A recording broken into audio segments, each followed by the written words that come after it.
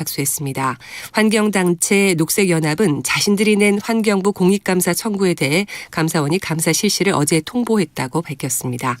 앞서 지난 7월 녹색연합은 환경부가 법으로 시행일을 정해두고도 별도의 개정 절차 없이 시행일을 미뤄 입법권을 침해했다며 감사를 청구했습니다. 유럽연합이 2035년부터 27개 회원국에서 휘발유 등 내연기관 차량의 판매를 금지하는 방안을 확정했다고 로이터 통신 등 외신들이 보도했습니다. 해당 법안은 차량 제조사들이 2035년 이후 판매하는 신차의 탄소 배출량을 100% 감축해야 한다고 규정했습니다. 오늘은 전국 대부분 지역에 구름만 많이 끼겠습니다. 동해안 지역에는 비가 내렸다 그쳤다를 반복하겠고 내일 새벽에도 곳곳에 빗방울이 떨어지겠습니다. 주말인 내일은 전국 대부분 지역에 가끔 구름이 많은 날씨가 이어지는 가운데 동해안에는 오전까지 비가 내리겠습니다. 강원 산지에는 낮은 구름의 영향으로 짙은 안개가 끼는 곳이 있겠습니다. KBS 1라디오 5시 뉴스 정세진이었습니다. KBS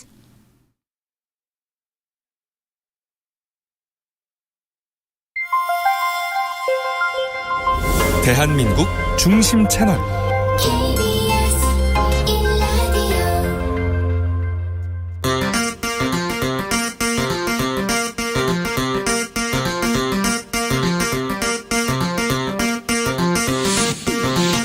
추진우 라이브.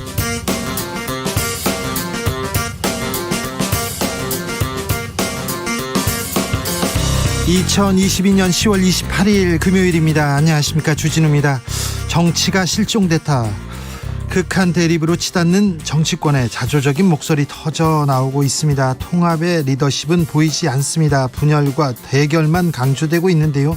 협치의 길은 요원하기만 한 걸까요? 정치를 어디서 찾아와야 할까요? 이상돈 중앙대 명예교수와 진단해 보겠습니다. 이번 한 주 정신없이 흘러갔습니다. 레고랜드 사태가 정치권을 휩쓸었고요. 청담동 술자리 의혹 떠들썩했습니다. 이재명 대표는 대장동 특검 제안했고요. 한편에서는 이 대표 퇴진론 피어오릅니다. 뉴스를 뉴스로 덮는 요즘 정치권, 정치연구소에서 살펴봅니다. 10월도 끝이 보입니다. 10월의 마지막 날이 며칠 남지 않았습니다. 짧게 지나가는 가을, 귀하고 귀한데요. 오늘 하늘 좀 보셨습니까? 산책 좀 하셨습니까? 가을을 온전하게 담아낸 한국 영화 중 어떤 영화가 있을까요? 그중에 만추라는 영화가 있습니다. 가장 많이 리메이크 됐다는 만추. 오늘은 탕웨이와 현빈 주연의 만추로 만나보겠습니다. 나비처럼 날아 벌처럼 쏜다. 여기는 추진우 라이브입니다. 오늘도 자중차에 겸손하고 진정성 있게 여러분과 함께 하겠습니다. 쌀쌀해진 날씨, 나무들은 단풍으로 곱게 물들었습니다. 가을의 정취 뽐내고 있는데요. 단풍이 빠르게 남하하면서 이번 주말이 절정이라고 합니다. 절정에 설악산, 오대산, 치악산, 소백산, 속리산, 덕유산은 이미 곱게 단풍으로 물들었고 한라산도 이번 주부터 절정이라고 합니다. 단풍이 절정인데 저는 단풍을 평생 본 적이 없어가지고 단풍철입니다. 근데 단풍 끝납니다. 이렇게 합니다. 근데요, 단풍 구경 어디로 가야 되는지 추천해 주십시오. 여의도 공원에 가면 단풍을 볼 수 있어요. KBS 앞에도 단풍나무 너무 예뻐요. 나무 하나에 형형색색 다 이렇게 빛깔이 다른데 얼마나 예쁜지. 우리 동네 단풍이 예뻐요. 이런 것도 알려주시고 나만의 단풍 스팟 있으면 알려주십시오. 강원도 강릉이 좋습니다. 그렇게 해가지고 그쪽에 다 몰려가고 다른 데로 가시고 그런 건 안 됩니다. 청담동 일대가 좋습니다. 그런 거 안 됩니다. 네, 그런 거 안 됩니다. 네, 거기 술집 그런 얘기 하지 마시고, 자, 단풍 구경, 네, 마지막인데 10월의 끝자락에 단풍 구경 어디 가면 좋은지 단풍 얘기해 주십시오. 가을 얘기도 좋습니다. 샵 9730, 짧은 문자 50원이고요. 긴 문자는 100원입니다. 콩으로 보내시면 무료입니다. 그럼 주진우 라이브 시작하겠습니다.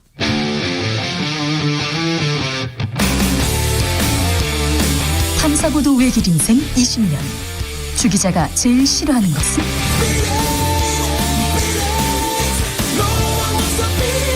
이 세상에서 비리와 부리가 사라지는 그날까지. 오늘도 흔들림 없이 주진우 라이브와 함께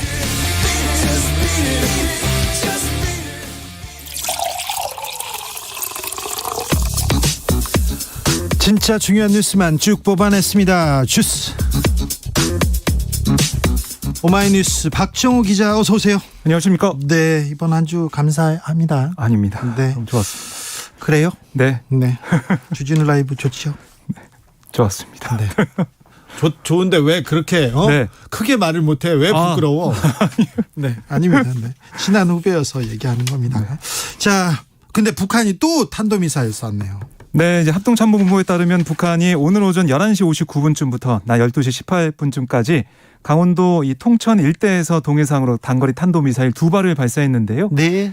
이 지난 20일 열린 중국 공산당 제20차 당대가 마무리되고 시진핑 중국 국가주석 3연임에 나선 이후에 탄도미사일 2발을 재개한 셈입니다. 그러니까요. 두 미사일은 비행거리 230km, 고도 약 24km로 탐지가 됐고요. 네. 한미 당국이 세부 재원을 정밀 분석하고 있습니다. 230km. 그러니까 우리나라를 이렇게 사정권에 두는데 네. 북한의 미사일이 그렇게 정확하답니다. 왜 이렇게 또 쏘아대는지 중국에서 또 공산당 대회 끝나니까 또 쏘아댄다. 그리고 핵 실험을 할 수도 있다. 한반도는 계속해서 긴장을 고조시키고 있습니다. 그런데 푸틴 러시아 대통령이 우리나라를 향해서 경고 메시지를 냈어요? 네, 이제 푸틴 러시아 대통령이 오늘 이제 국제 러시아 전문가 모임에서 우리나라를 향해서 뭐라고 했냐면 네. 우크라이나에 무기를 제공할 경우에는 한국과 러시아 관계가 파탄날 거다. 이렇게 말을 했어요. 우리 무기가 세계적으로도 우수한데 네. 그렇다고 해서 지금 남의 나라에서 만약에 우크라이나에다 무기 주면 파탄 난다 이렇게 협박인데요. 네. 윤 대통령 뭐라고 했습니까? 네, 오늘 출국길 문답에서 윤 대통령은 살상 무기나 이런 것을 우크라이나에 공급한 사실이 없다라고 강조를 했습니다. 네. 그러니까 푸틴 대통령이 이 관계 파탄 경고도 하면서 네. 우리가 우크라이나에 무기를 제공한 것을 알고 있다 이런 식으로 얘기를 했거든요. 네. 그랬더니 윤 대통령이 무기 공급 사실 없다라고 강조를 한 거고요. 예. 그러면서도 그렇지만 어디까지나 우리 주권의 문제다라고 덧붙였습니다. 예. 그러면서 우리는 우크라이나에 대한 인도적 평화적 지원을 국제사회와 연대해 왔다. 러시아를 포함한 세계 모든 나라와 평화적이고 이런 관계를 유지하기 위해서 노력하고 있다는 사실 알아줬으면 한다라고 덧붙였습니다. 네, 또 할 말은 했습니다. 자, 우리 주권은 우리의 문제다. 하지만 우리는 우크라이나에 무기를 공급한 사실이 없다. 네. 근데 푸틴의 공격, 푸틴의 직접적인 경고 참 이례적입니다. 그렇습니다. 그러니까 우리나라를 콕 집어가지고 얘기를 한 거거든요. 네. 그러니까 특히 이제 푸틴 대통령이 러시아가 핵 분야에서 북한과의 협력을 재개한다면 네. 한국은 어떤 반응을 보이겠는지 궁금하다. 압박까지 했어요. 그러니까 이거 협박인데요. 협박까지 푸틴은 볼 수 있는 네. 그렇게까지 얘기를 했는데 결국 이제 우크라이나에 무기를 제공하지 않게 하려는 경고성 발언 플러스 우리가 이제 폴란드와 방산 관련해 가지고 여러 가지 얘기를 하고 있죠. 협약을 맺고 이러고 있는 상황인데 그걸 또 경계하는 모습이 아니냐라는 네. 얘기가 나오고 있고 역시 한반도 비핵화에 먹구름이 끼면서 북중러 한미일 이 대결 구도가 심화될 것으로 보입니다. 매우 위중한 시기인 것도 맞습니다. 외교가 필요한 시기도 맞고요. 그리고 우리 방산, 우리 국방력이 매우 위대하다는 거, 좀 그 세계적으로도 우수하다는 거, 그것도 또 맞습니다. 그런데 푸틴이 우리나라한테 경고요. 좀 러시아나 좀 잘했으면 좋겠습니다. 러시아나 조금 세계 평화를 위해서 기여까진 바라지도 않고요. 좀 해나 끼치지 말았으면 좋겠어요. 푸틴 대통령 당신이나 좀 더 잘해주세요. 제발이요 좀. 네. 정치권에서는 그런데 청담동 술자리 얘기가 계속됩니다. 윤 대통령도 오늘 한마디 했어요? 네, 오늘 윤 대통령 출근길에 기자가 이제 질문했습니다. 한동훈 장관과 함께 이른바 청담동 술자리에 있었다는 주장이 제기되고 있다. 네. 이런 질문에 윤 대통령이 맨 처음에 좀 격앙된 목소리로 다른 질문 없습니까? 라고 아예 다른 쪽을 바라봤어요. 그랬어요? 예, 그래서 이제 아예 질문에 답을 안 하겠구나라고 했는데 바로 이제 답을 했습니다. 뭐라고 했냐면 그런 저급하고 유치한 가짜뉴스 선동 국민을 무시하는 거다. 또 솔직히 말해서 입에 담기도 그렇다 그런 식으로 얘기한 다음에 대통령의 입에서 그런 부분에 언급이 나온다는 것 자체도 이 국격에 관계된 문제 아니겠냐 이렇게 말을 했습니다. 네, 저급하고 유치한 가짜뉴스다 그랬더니 또 김의겸 의원은 그 말을 그대로 돌려드리겠다. 반사 이렇게 얘기했어요.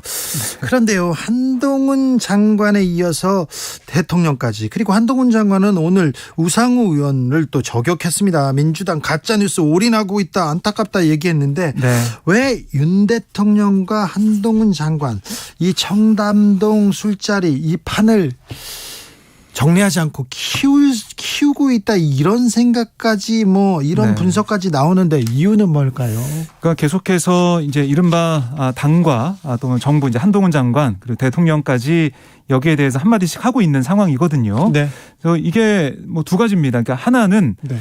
이걸 계속해서 좀 키우면서 다른 이슈를 좀 덮겠다는 이유도 아니겠느냐. 레고랜드 사건 그거는 조금 좀 잠잠해졌어요. 그렇습니다. 네. 그래서 그런 의도가 깔린 게 아니겠냐 이런 얘기도 있고요. 또 네. 하나는 정말 억울해서 이거 억울한데 왜 의혹을 계속 제기하는 거야? 네. 이런 뭐 지적도 있는데 네. 어쨌든 오늘 김의겸 의원의 얘기를 들어보면 이번 사안의 본질 국정감사장에서 질문을 던질 수 있느냐 없느냐 예. 이런 문제 아니겠냐. 예. 그러니까 의혹이 있으면 의혹 제기할 수 있는 것도 국회의원이 할 일인데 네. 왜 그걸 못하게 이제 당정대가 우르르 몰려서 몰매를 가하는지 네. 이게 저급하고 유치한 일이다 이렇게 주장을 했습니다. 알겠습니다. 네. 박정우 기자한테 브리핑 말고 계속 지금 질문을 던지는데 막힘없이 지금 빠져나가고 있습니다. 뭐 좋습니다. 네. 좀 다른 방송에 비해서는 좀 어려울 거예요. 네. 그렇다고 저희가 또 돈을 더 드리지는 못합니다. 네. 근데 감사함 또 여기서 또 다 능력을 보이는 네. 거죠. 알겠습니다. 네. 오늘 이지우 교육부 장관 겸 사회부총리 인사청문회가 열렸어요. 매우 중요한 사안인데 조금 뉴스는 안 나옵니다. 묻히고 있는데 이해충돌 비판이 있습니다. 네, 뭐 여러 가지 지적이 좀 나오고 있는데 그 중에서 이조 후보자가 한나라당 국회의원으로 교육에서 활동하던 그러니까 2006년 6월에 네. 이 후보자의 딸이 외고 고등학교 재학 중에 이제 금융그룹 미래에셋의 글로벌 투자 전문가 양성 프로그램에 장학생으로 선발이 됐어요. 예. 그래서 이 후보자에 따른 고교 졸업 이후에 미국에서 유학을 하면서 4년 동안 장학금을 받았는데 사실 미래에셋 이 장학생 네. 여기에 금융기관 장학생 여기에 사회 지도층 권력층 자제들 많이 이렇게 들어간다 그런 얘기가 있었습니다. 그때 그런데 여기에 이주 장관 후보자 네. 관련이 있다고요? 그렇습니다. 그러니까 딸이 이렇게 뭐 최대 한 20만 달러 한 2억 정도 지원받은 걸로 지금 보여요. 받았어요? 정확한 액수는 이조 뭐 후보자가 예. 뭐 개인 그런 신상이다. 그런 얘기하면서 얘기하지 않았는데 추정이 되는 거고요. 2억 정도로. 네. 그런데 이 후보자가 교과부 장관이던 2012년 미래에셋에 제1회 교육 과기부 대상 장관상까지 수여를 했어요. 제1회면 상을 만들어 가지고 줘버렸네요. 그런 의혹도 있을 수 있는데 네. 어쨌든 이 딸한테 장학금을 줬던 그 기업에 2012년에 처음 만들어진 장관상을 줬다. 그래서 이 후보자의 딸이 뭐 민간 기업으로부터 장학금을 받은 시점이 국회의원이었던 그런 상황이고 그리고 실세였고요. 장관도 했잖아요. 이명박 정부 시절에. 그렇습니다. 그리고 장관 시절 신설한 상을 딸에게 장학금을 준 기업에 줬다. 이런 점에서 이해충돌 논란이 불거져 있습니다. 이거 굉장히 중요한 사건인 것 같은데요. 이거 중요한 사안인 것 같은데 조금 좀 취재해서 좀 보도해야 되겠습니다. 이거 상황 좀 내용이 진전되는 대로 더 전해드리겠습니다. 0512님 목소리 좋네. 박정호 기자님 목소리도 좋지만요. 내용이 더 좋습니다. 김진태 강원도지사가 어제 베트남 출장에서 돌아왔어요. 네. 어제 이제 오후 공항에서부터 취재진들과 이제 만났어요. 예. 취재진이 많이 좀 기다리고 있었는데 거기에 대해서 취재진이 좀 마이크를 대니까 좀 미안하다. 어찌됐든 전혀 이제 본의가 아닌데도 사태가 이런 식으로 흘러오니까 좀 미안하게 됐다. 이렇게 말을 했습니다. 좀 미안하게 됐다. 네. 이렇게 얘기하는데 지금 기업은 좀 정말 곡소리 나는 데가 있어요. 오늘 제가 어떤 분한테 전화를 해서 상황이 그렇게 어렵습니까? 그랬더니 대출이 나오기로 돼 있는데 은행권에서 10건 중에 하나도 지금 내보내지 않고 있어가지고 매우 위급해졌다 이런 얘기 하더라고요. 좀 미안하다. 이걸로 될 일은 아닌 것 같습니다. 정치권에서 좀 해법을 내줘야 할 것 같습니다. 지금 청담동 술자리 얘기할 때가 아니라 네. 이 얘기를 조금 더 좀 해야 될 텐데 채권 시장 좀 안정화에 정치권이 좀 나서야 될 것 같습니다. 민주당에서 김태효 국가안보실 1차장 경질 촉구했습니다. 그렇습니다. 민주당 소속 국회 국방의원들이 오늘 국회에서 기자회견을 열었는데요. 네. 그러니까 이제 이명박 정부 당시에 청와대 대외전략비서관을 지낸 김 차장이 청와대 근무를 마치면서 군사 기밀을 담고 있는 군사기밀 서류 또 대통령 기록물을 무단 유출해 보관한 혐의로 이게 어제 이제 유죄 판결 받았다고 전해드렸잖아요. 예. 대법원에서 확정이 됐는데 민주당 의원들은 아니 보안의식은 안보를 다루는 사람으로서 기본인데 국가안보실 1차장 그리고 NSC 사무처장이라는 사람이 안보의 기본조차 돼 있지 않은 거다라고 비판을 했습니다. 네. 그러면서 이 주요 안보 현안을 다루는 핵심 자리에 있는 이 1차장 군사 기밀을 외부에 유출한 범법자에게 대한민국의 안보를 맡길 수 없다라면서 경질 또 사퇴를 촉구했습니다. 이명박 정부에 이어서 윤 정부에서도 SI를 무단 열람했다는 또 의혹도 있는데요. 이 문제도 굉장히 중요한 문제예요. 네. 국가 기밀을 다루는 사람이 국가 기밀을 밖으로 빼돌리고 밖으로 유출해서 재판에서 유죄가 나왔습니다. 근데 그 자리 이런 얘기는 좀 대통령 출근할 때 그거 이건 너무했잖아요. 이건 네. 잘못됐잖아요. 이거 좀 물어봐야 되는 거 아닙니까? 그러게 질문 개수를 좀 많이 안 받아가지고 네. 이 질문까지 안 나온 것 같은데 이 문제도 중요한 문제 같습니다. 민주당에서 지금 나서긴 했지만 국회에서 그리고 또 정치권에서 이 문제 좀 상의해 주세요. 조금 불안합니다. 네. 걱정이 됩니다. 네. 푸르밀 가슴이 아픈데요. 푸르밀을 정리하고 하기로 했다고 이메일 하나로 이렇게 해고하기로 했다고 얘기했는데 지금 노조와 교섭 중입니다. 그런데 경영진이 돌연 희망퇴직자 받는다 이렇게 발표했네요. 네, 이제 사측은 회사 게시판에 공고문을 게시하고 다음 달 9일까지 일반직, 기능직 전 사원을 대상으로 희망퇴직 신청을 받는다 이렇게 얘기를 했는데 뭐 조건은 위로금하고 뭐 퇴직금, 연차수당 지급이에요. 네. 뭐 이제 이 어떤 금액 뭐 이런 것도 뭐 중요하겠지만 이게 신동환 푸르밀 이 대표이사가 오는 31일 2차 교섭을 이어가기로 했거든요. 네. 그런데 교섭 예정일을 3일 남긴 상황에서 희망퇴직 받기로 한 거 이게 좀 말이 되느냐라는 지적이 노조에서 나오고 있고요. 예. 앞으로는 상생안을 찾겠다고 직원들을 달리면서 뒤로는 반발하는 직원의 수를 줄이려는 꼼수 쓰는 거 아니냐 이런 비판이 나오고 있습니다. 이런 일이 있을 때 나중에 노노 갈등으로 이렇게 번지는 일이 조금 있는데요. 아무튼 기업 경영주 그리고 뭐 경영주 오너가 잘못해서 생긴 일인데 이 직원들 그리고 관련 회사 사람들 좀 피해가 좀 줄었으면 없었으면 하는 생각이 듭니다. 하교하던 초등학생이 횡단보도를 건너고 있었어요. 어린이 보호구역 아니었는데 승용차에 치여 숨지는 일이 있었습니다. 너무 안타깝습니다. 그러니까 이 초등학교 3학년 A군이 그러니까 경남 청년군 영산면 한 신호등 없는 사거리에서 횡단보도를 건너다가 네. 우회전하던 차에 치였는데요. 경찰의 조사에 따르면 운전자가 이 사거리의 왼쪽과 정면에서 오는 차가 없는지 그걸 보느라 정작 횡단보도를 건너는 어린이를 보지 못했다 이렇게 진술했다는 겁니다. 이건 말이 안 되죠. 네, 그래서 참 이해할 수가 없는 그런 상황이 이건 말이 안 되죠. 네. 여기가 초등학교 정문에서는 90m까지 떨어지지 않는 곳이에요. 네. 더 주의를 기울여야 되는 그런 어린이 보호 구역인데 이런 안타까운 사고가 발생을 했습니다. 네. 코로나 상황 어떻습니까? 네, 오늘 영시균 코로나19 확진자가 35,924명 늘었는데요. 일주일 전보다 11,189명이나 늘었습니다. 증가세 무섭습니다. 네, 당국은 코로나 유행이 정체기를 벗어나서 반등 조짐을 보이고 있다라고 진단을 했는데 네. 감염 재생산 지수도 1.09로 2주 연속 유행 확산을 의미하는 1 이상을 기록을 했고요. 네. 또 중증화율과 치명률도 상승세를 보이고 있습니다. 코로나 조심하셔야 됩니다. 이번 주말에 사람 많은 데 가면 마스크 쓰셔야 되고요. 그리고 손 씻고 사회적 거리두기 기본적으로 개인이 먼저 해야 됩니다. 3660님께서 박정우 기자님 한 주 고생 많으셨어요.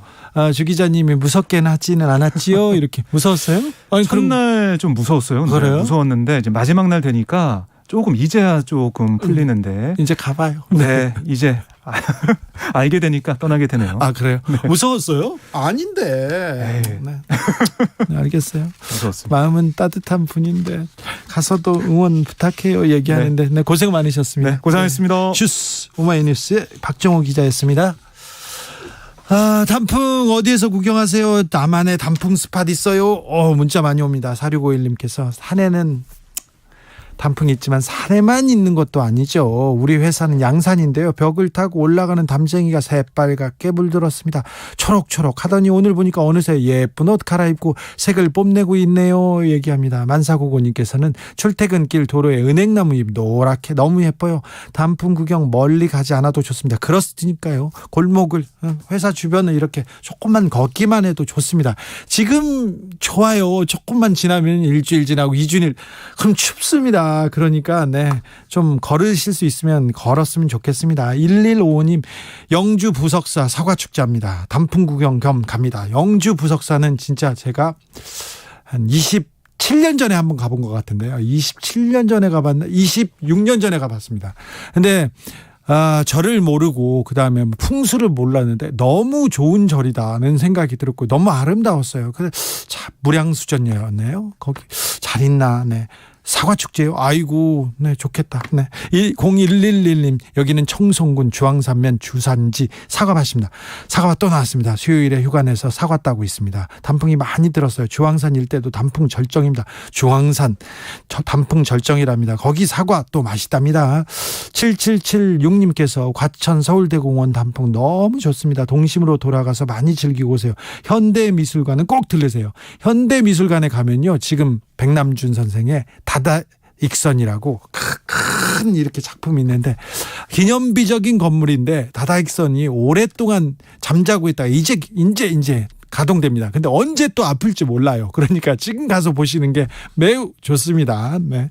4416님께서 홍천 가령폭포길 추천합니다. 가령폭포 나왔습니다. 홍천 나왔습니다. 단풍길을 걷다 보면요, 폭포도 볼 수 있습니다.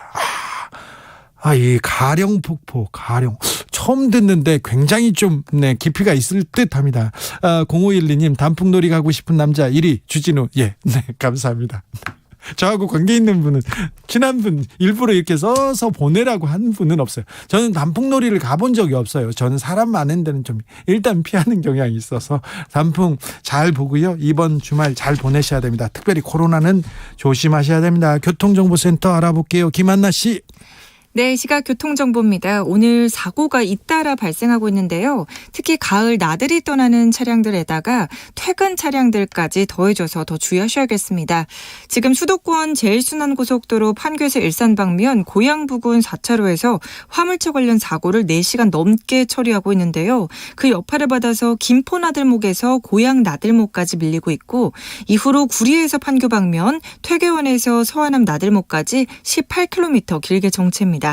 경부고속도로 서울 방면으로는 기흥에서 판교 분기점 부근 19km 사이에 차가 가장 많이 몰려 있고요.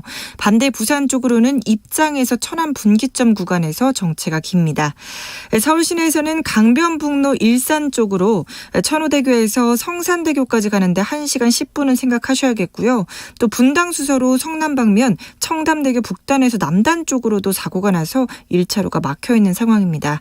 목적지까지 안전운전하시기 바랍니다. KBS 교통정보센터에서 김한나였습니다.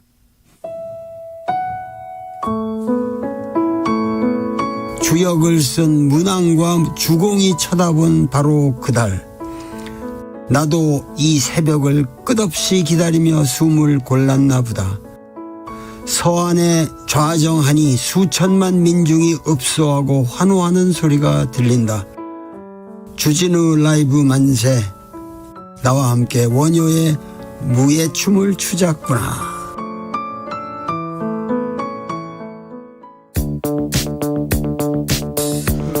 대한민국 정치의 새로운 100년을 준비한다. 21세기형 국회 싱크탱크 정치연구소 영앤영.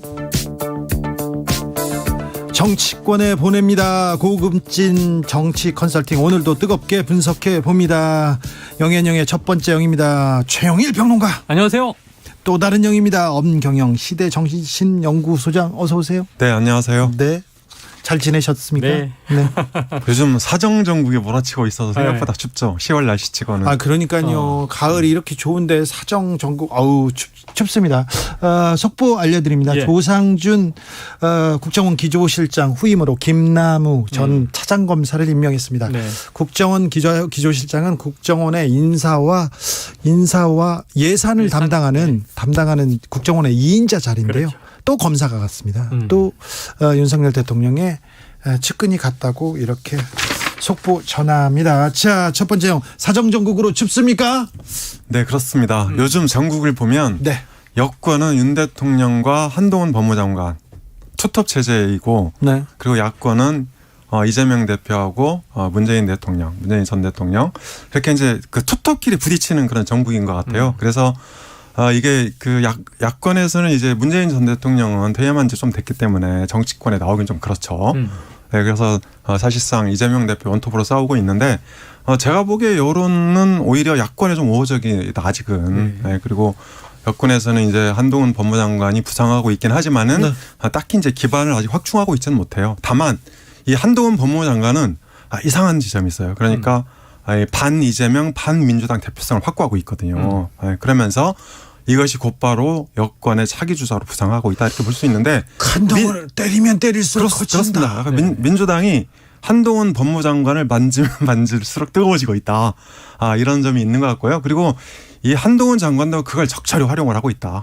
오늘은 심지어 우상호 그 의원에 대해서 2000년 술자리 네. 이것까지 깠단 말이죠. 네. 그러니까 또 이제 얼마 전에는 이재명 대표를 직접 겨냥해서 마치 수사받는 사람이 쇼핑하듯이 수사기관을 인정하면 안 된다. 네. 뭐 이런 식으로 해서 민주당에 대해서 전면적으로 이 각을 세우고 있어요. 그런데 과연 민주당이 한동훈 전략을 잘 세우고 있는지 좀 검토해봐야 된다 이런 생각이 듭니다. 근데 이제 이게 좋은 전략인가? 네. 이제 1년 반 채 남지 않은 이제 총선을 놓고 지금 내년에 전당대회 해야 되잖아요. 여당이 지금 비대위 체제고 그리고 이제 한동훈 장관이 적어도 총선에 나올 거야. 뭐 이런 관측들이 많고요. 전당대회는 아니지만 자, 이 상황에서 지금 한동훈 장관이 지난 정권 예를 들면 반조국 또 반추미애 반박범계 뭉뚱그려서 반문재인 여기에 윤석열 당시 검찰총장과 함께 서서 싸울 때는 사실 그 전에는 이 국정농단을 수사했기 때문에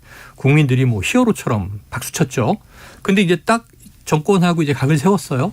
근데 지금은 집권을 했습니다. 그거를 이제 기회로 해서 사실 그 이미지로 집권을 한 거잖아요. 그런데 계속 또 때려요. 지금 야당의 이제 차기 뭐 대권 주자가 될 수 있는 당 대표를 네. 또 이미 대통령에서 물러난 그 대통령과 그 측근들을 때려요.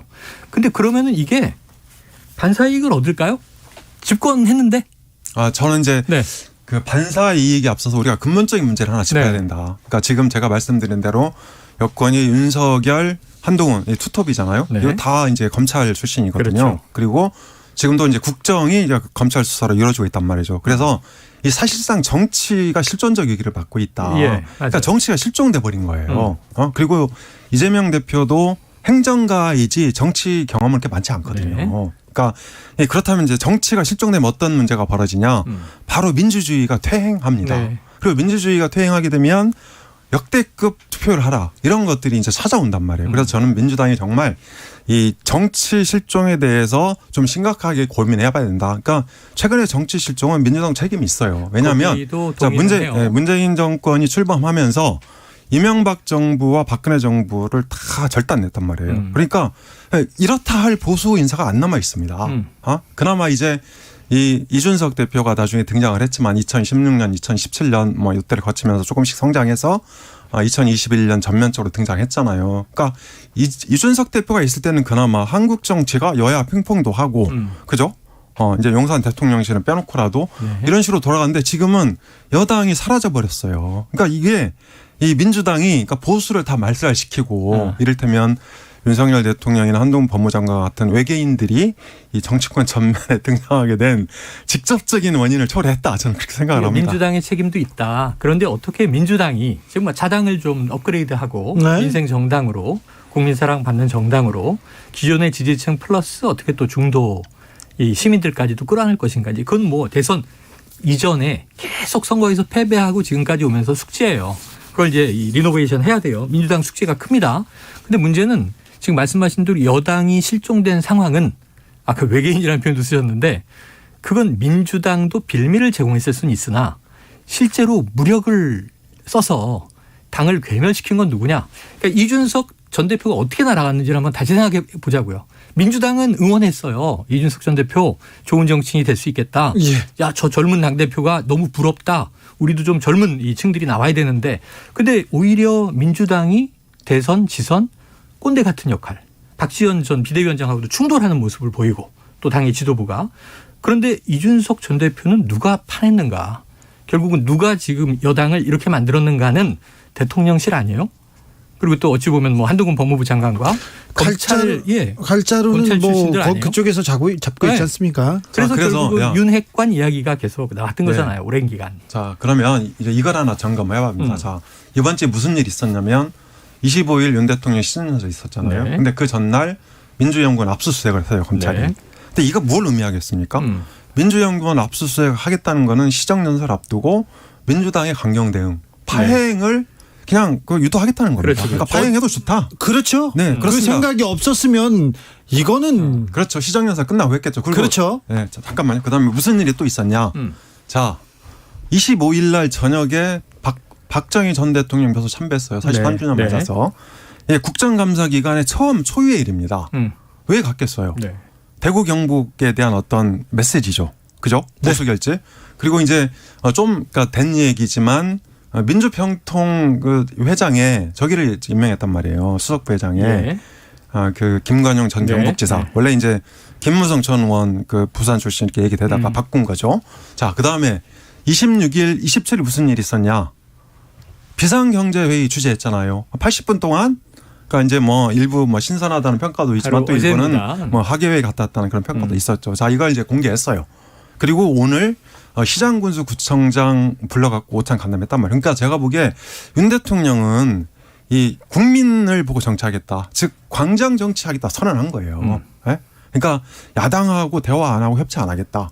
근데 저는 야당이 이런 상황, 민주당이 이런 상황을 뻔히 알면서 왜 그렇게 끌려갑니까? 야당은 정말 정치력이 풍부하고 169석 갖고 있잖아요. 예? 그렇다면 그 힘을 갖고 자 이게 정부 여당이 큰 집이라면 국회는 작은 집입니다. 큰 집의 가장은 대통령이고 작은 집의 가장은 민주당이에요.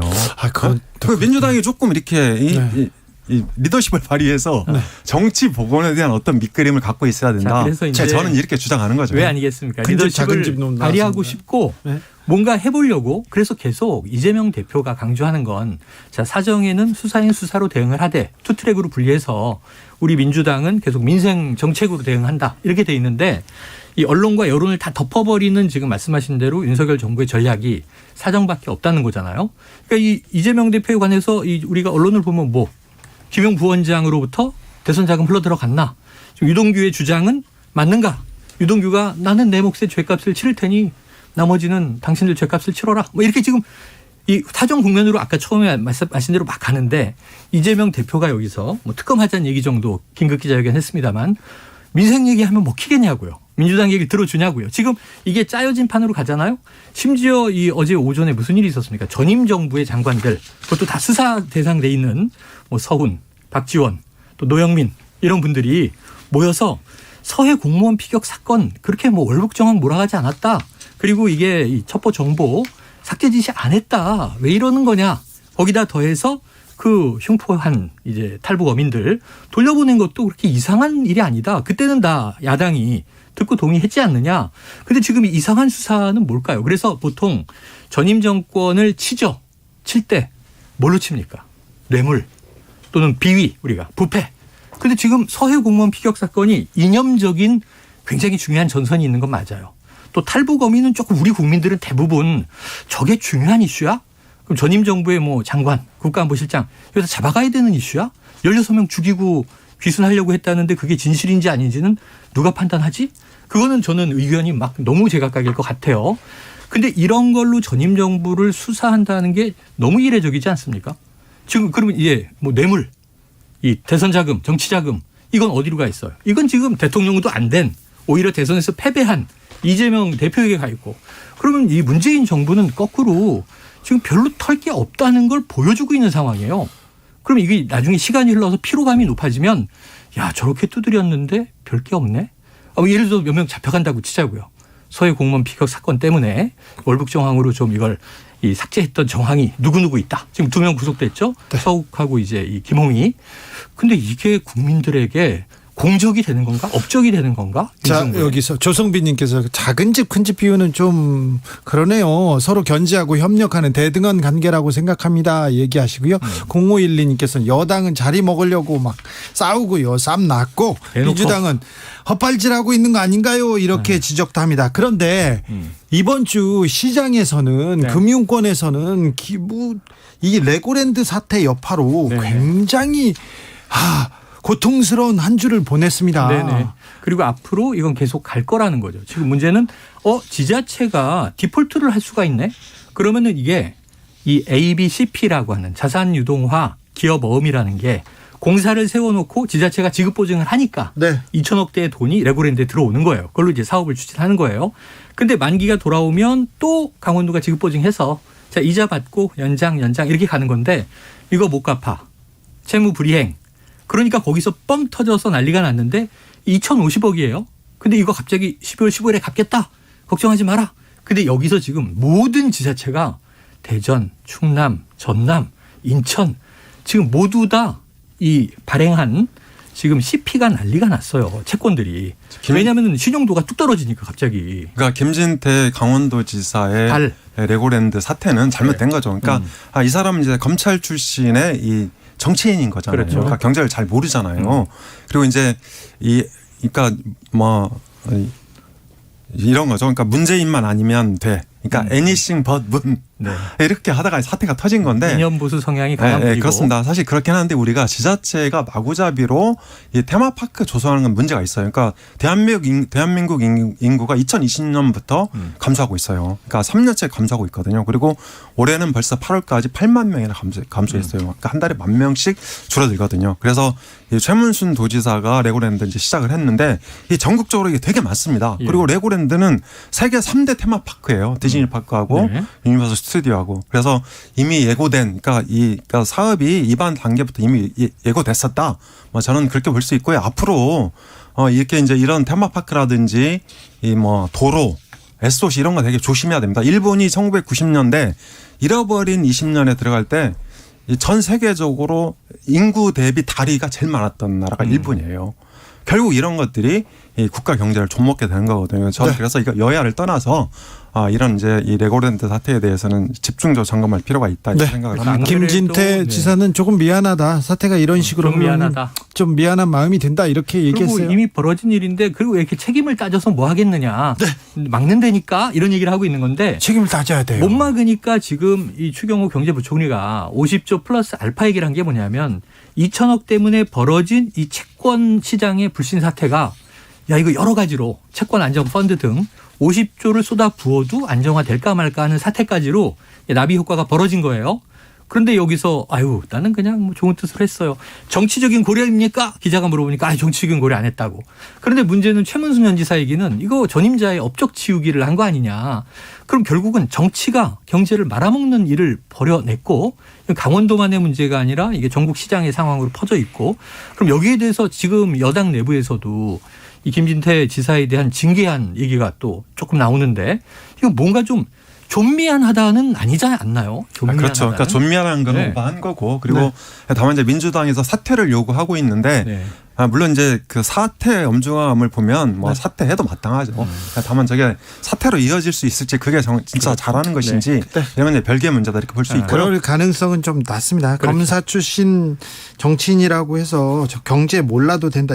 이건 아닌데 아무튼 조금 미안한 일은 아니지만 조금 정치권에서 이 문제 빨리 좀 불을 꺼야 될 것 같습니다. 불을 끄고 경제를 조금 불안해하는 경제 심리를 조금 다독일 필요가 있는데 이 부분을 신경을 써야 되는데 여나 야나 모두 청담동 술자리 의혹만 지금 키우고 있는 형편인 것 같아요. 이거는 저는 민주당 지도부가 나서서 한마디씩 다 이제 개입하고 지금 TF 짜가지고 보자. 사실 경호 동선 일부 공개 당일 이 7월 19일 밤부터 7월 20일 새벽까지에 대통령의 동선은 경호팀에다 있지 않느냐. 그럼 그것만 오픈하면 그냥 바로 확인되는 거 아니냐. 이런 이제 확인 작업에 대한 요구를 하기 시작한 거예요. 그런데 이제 우상호 의원은 아니 대통령이 술 좋아한다는 얘기는 여러 가지 제보들이 있었다. 이렇게 이제 됐는데 문제는 야당이 이럴 때는 정말 팩트. 그 첼리스트 그 청담동 바가 아니라 하더라도 예를 들면 뭐 그 시기에 자 대통령이 이랬으니 그랬을 가능성도 있는 거 아닙니까 정도로 마무리를 해야 되는데 지금 이걸 붙들고 늘어져서 어떤 이익을 보겠다고 끝까지 가는지 제가 보기에는 이제 김의겸 의원을 뭐 좀 방어해 주는 건 될 수 있겠습니다만 이 김의겸 의원 선에서 책임을 지고 팩트가 나와서 몰아붙일 게 있으면 그때 또 싸우고 그러면은 좀 소강 국면으로 가야 되는데 이것 때문에 지금 레고랜드가 묻히는 거하고 어제 비상경제 민생회의는 정말 중요한 거예요. 전 좀 충격받았어요. 왜냐하면 전 잘했다고 생각해요. 내용은 좀 부실했다고 보지만 네. 저런 거 자꾸 좀 해야 된다. 그래야 비판도 가고 담론이 생기는데 제가 놀란 건 뭐냐면 수출 활성화로 이 경제 불황을 타개하자. 근데 원희룡 국토부 장관이 이런 얘기해요. 제가 11월 초에 사우디에 가서 거기 지금 건설 수주 사업이 막 뜨는데 제가 이 뭐 500억대 그중에 수주 해오겠습니다. 근데 윤석열 대통령 뭐라고 아까 얘기했냐면 민간 주도로 하고 정부는 뒤에서 지원한다. 아니 왜 국토교통부 장관이 사우디에 건설 수주를 하러 가죠? 장관이잖아요. 미니스트리. 아니 사우디에서는 지금 네옴시티라고요. 네. 네, 엄청난 규모의 이제 도시 건설 사업이 진행 중인데 이게 뭐 민관 합동으로 지금 수주 작업이 펼쳐지고 있습니다. 그러니까 그리고 또 프로젝트 파이낸싱을 해야 되는 일들이잖아요. 그게. 그러니까 국내 채권 시장 문제가 또 물린다고요. 이제 그런 것들에. 왜냐하면 우리 정부가 지급 보증을 또 해서 막대한 자금에 대한 채권을 동원하고 수주를 하고 그래서 지금 말씀하시는 내용은 알겠는데 기업이 날아가서 영업을 막 하고 결정적일 때 자, 정부가 지원해서 뭐 지급 보증을 한다든가 이렇게 이제 이루어져야 되는 사업인데 저는 어제 프리젠테이션 하는데 뭐 저희 국방부는 방위산업부다. 아니 그럼 국방부 장관이 지금 뭐 탱크 팔러 가야 됩니까? 그만큼 정부가 나서서 지원하자 이런 의미였던 것 같고요. 네. 이 청담동 술집과 관련해서는 제가 보기에 김의겸 의원으로부터 시작을 했는데 여당이 너무 이 거당적으로 들고 나왔다. 네네. 그리고 이제 민주당이 잘하는 것 중에 하나가 있어요. 그러니까 이 의혹을 제기해놓고 야 니네가 입증해라.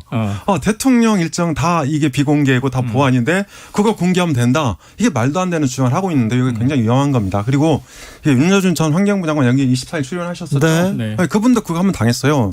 2002년에 서른 의원이 20만 불, 그러니까 이 최규선 씨라는 이제 기업인이 20만 불을 윤여준 장관한테 줘서 이게 유해창 총재한테 들어갔다. 이게 이제 대선 1년 전이었거든요. 그렇게 해서 거의 6개월 동안을 엄청나게 이제 나라를 시끌게 만들고 결국은 서른 의원이 재판받고 집행유예 3년 받았습니다. 국회의원 출마도 한 번 못하고요. 그래서 저는 민주당식 정치공세니까 제기해놓고 야 너네가 이거 입증해. 이거 문제가 있다고 봅니다. 그렇게 하면 안 되죠. 근데 이게 서로 똑같잖아요. 검찰이 계속 쪼개서 정보를 흘리니까 이 여당 국민의힘이 이재명 대표한테 뭐라 그랬어요. 이제 김영정도 구속됐으면 이재명 대표가 스스로 나서서 밝히시오. 이게 똑같은 거 아닙니까? 자, 거기에 대한 근거는 아직은 안 나왔는데. 자, 이재명 대표하고 정진상 실장하고 김용 부원장 일종의 운명 공동체입니다. 네. 그러니까 저는 충분히 그런 문제 제기할 수 있다고 보고요. 그러니까 대장동 일당의 진술이 일치하잖아요. 다 줬다. 그리고 이제 구체적인 정황이 나왔고 또 법원에서 체포 압수수색 이 구속영장까지 발부했단 말이에요. 그러면 이 정도 되면 합리적 의심이 제기될 수밖에 없습니다. 물론 정말 그러니까 돈을 받았는지 안 받았는지 그리고 이 돈을 받았다 하더라도 이것이 이재명 대표하고 직간접적으로 연관이 돼 있는지 안 돼 있는지는 앞으로 검찰이 밝힐 일이지만 전 충분히 그 정도 책임지라고 얘기할 수 있는 거죠 정치적으로. 네. 그리고 이제 지금 이재명 대표도 충분히 그 점에 대해서는 뭐 사과든 뭐든 한마디 있어야 되는 거 아닙니까? 정치적인 그 책임이 있는 하나를 거니까. 좀 깊이 파면 좋겠는데 말씀하신 대로 김용은 지금 정치 자금이다. 화천대유로부터 뭐 8억 정도 좀 넘게 수수했다. 근데 그게 자기가 뇌물로 받은 줄 알았더니 아니야. 정치 자금으로 전달했어. 그다음에 정진상은 또 달라요. 성남FC. 지금 두산 등 뭐 여기 네이버, 차병원 다 이제 압수수색 하고 있는데 수사를 넓혔죠. 그럼 지자체가 기업으로부터 광고비를 받았다면 그 돈이 착복된 정황이 있다면 문제지만 광고비로 받았다가 이 범죄는 아니잖아요. 지자체는 계속 이런 여러 가지 이제 모금 활동들을 하는데 그다음에 또 뭐 있습니까? 지금 여러 가지잖아요. 대장동, 백현동, 위례신도시 지금 여러 가지 건들에 대해서 막 던지고 있는데 심지어 이재명 대표가 직접 기소된 건 뭐냐면 허위 사실을 말했다. 김문기 모른다. 예, 김문기 모른다고 했다. 나는 국토교통부에서 협박받았다. 네. 이 표현 가지고 지금 기소를 했단 말이에요. 그럼 말씀하신 덩어리 중에 저는 이게 조국 장관 사태가 생각나는 게 뭐냐면 제일 크게 그때 얘기했던 건 사모펀드예요. 사모펀드 다 하잖아요. 공직자는 지금 주식을 가지고 있으면 안 되는데 주식 갖고 있어서 문제 막 터지는 공직자 지금도 나오죠. 이번 정부에. 그런데 그걸 백지 신탁해라? 이재명 대표도 공격받아서 팔았잖아요. 네. 15% 잃고. 자, 그거를 이제 백지 신탁할 거냐, 뭐 펀드에 넣을 거냐. 그걸 알아서 이제 위법하지 않은 상황에서 가는데 사모펀드는 문제가 안 됐어요. 결국은 동양대 표창장 입시 비위에 대한 국민적 공분 때문에 이게 이제 여론이 돌아섰고 저는 뭐 조국 사태 이후에 문재인 정부에 대해서 상당히 좀 국민들이 시선이 달라졌다라고 보는데 거기에 더해서 부동산. 근데 그런 상황에서 보면 이 검찰의 공격은 먹혔는데 유죄 입증을 못했음에도 불구하고 이미지에 먹칠을 하는 데는 성공을 했다. 지금 그 시즌 2를 또 가고 있는 거 아닙니까? 오사공원님께서 이슈로 덮는다. 이 공식에서 좀 벗어나야 됩니다. 정치인들 말입니다. 민생을 위해서 열일들 하셔야죠. 얘기하는데 저희가 레고랜드 얘기하는데 계속해서 청담동 거기에 대장동으로 네. 계속 넘어갑니다. 속보 하나 또 말씀드리겠습니다. 한덕수 국무총리는 규제개혁위원회 신임 민간위원으로 3명에게 위촉장을 수여했습니다. 네. 한 분은 박익수, 김앤장 변호사고요. 네. 한 분은 조원동, 박근혜 정부 경제수석입니다. 그리고 한 분은 우태희 대한상공회의소 상금 부회장인데 조원동 전 김앤장이 참 많이 나와요. 네.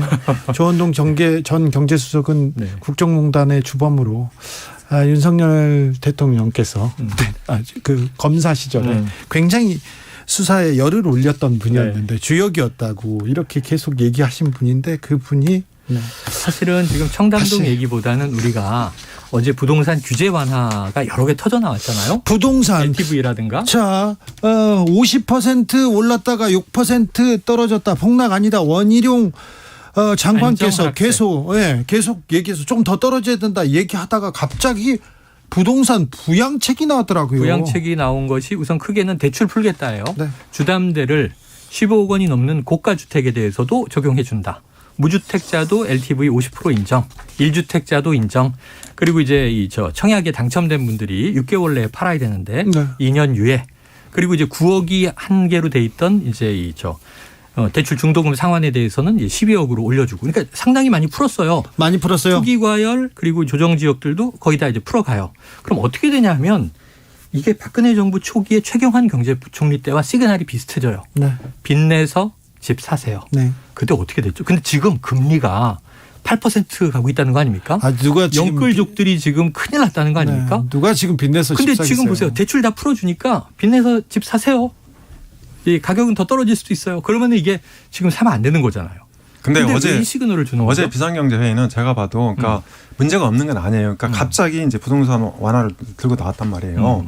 그러니까 예를 들어서 그 아주 예민한 미국의 인플레이션 감축법이라든지 그리고 그러니까 국회하고 협조를 해야 예산 법안 이런 것들을 통과시킬 텐데 뭐 그런 얘기도 전혀 없었고 그리고 우리가 처음에 지적했던 레고랜드 이 책임 문제도 전혀 거론이 안 됐죠. 네, 그러긴 한데요.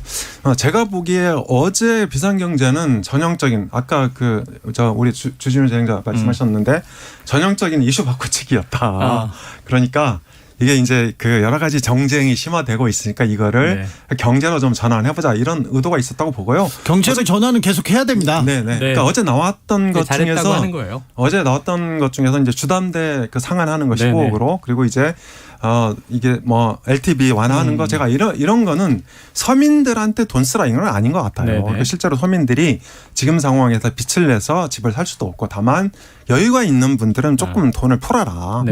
저는 이제 그런 의미로 받아들이고 싶고요. 그리고 아까 이제 수사 문제 나왔는데 제가 반박을 못했으니까 조금 얘기를 하겠습니다.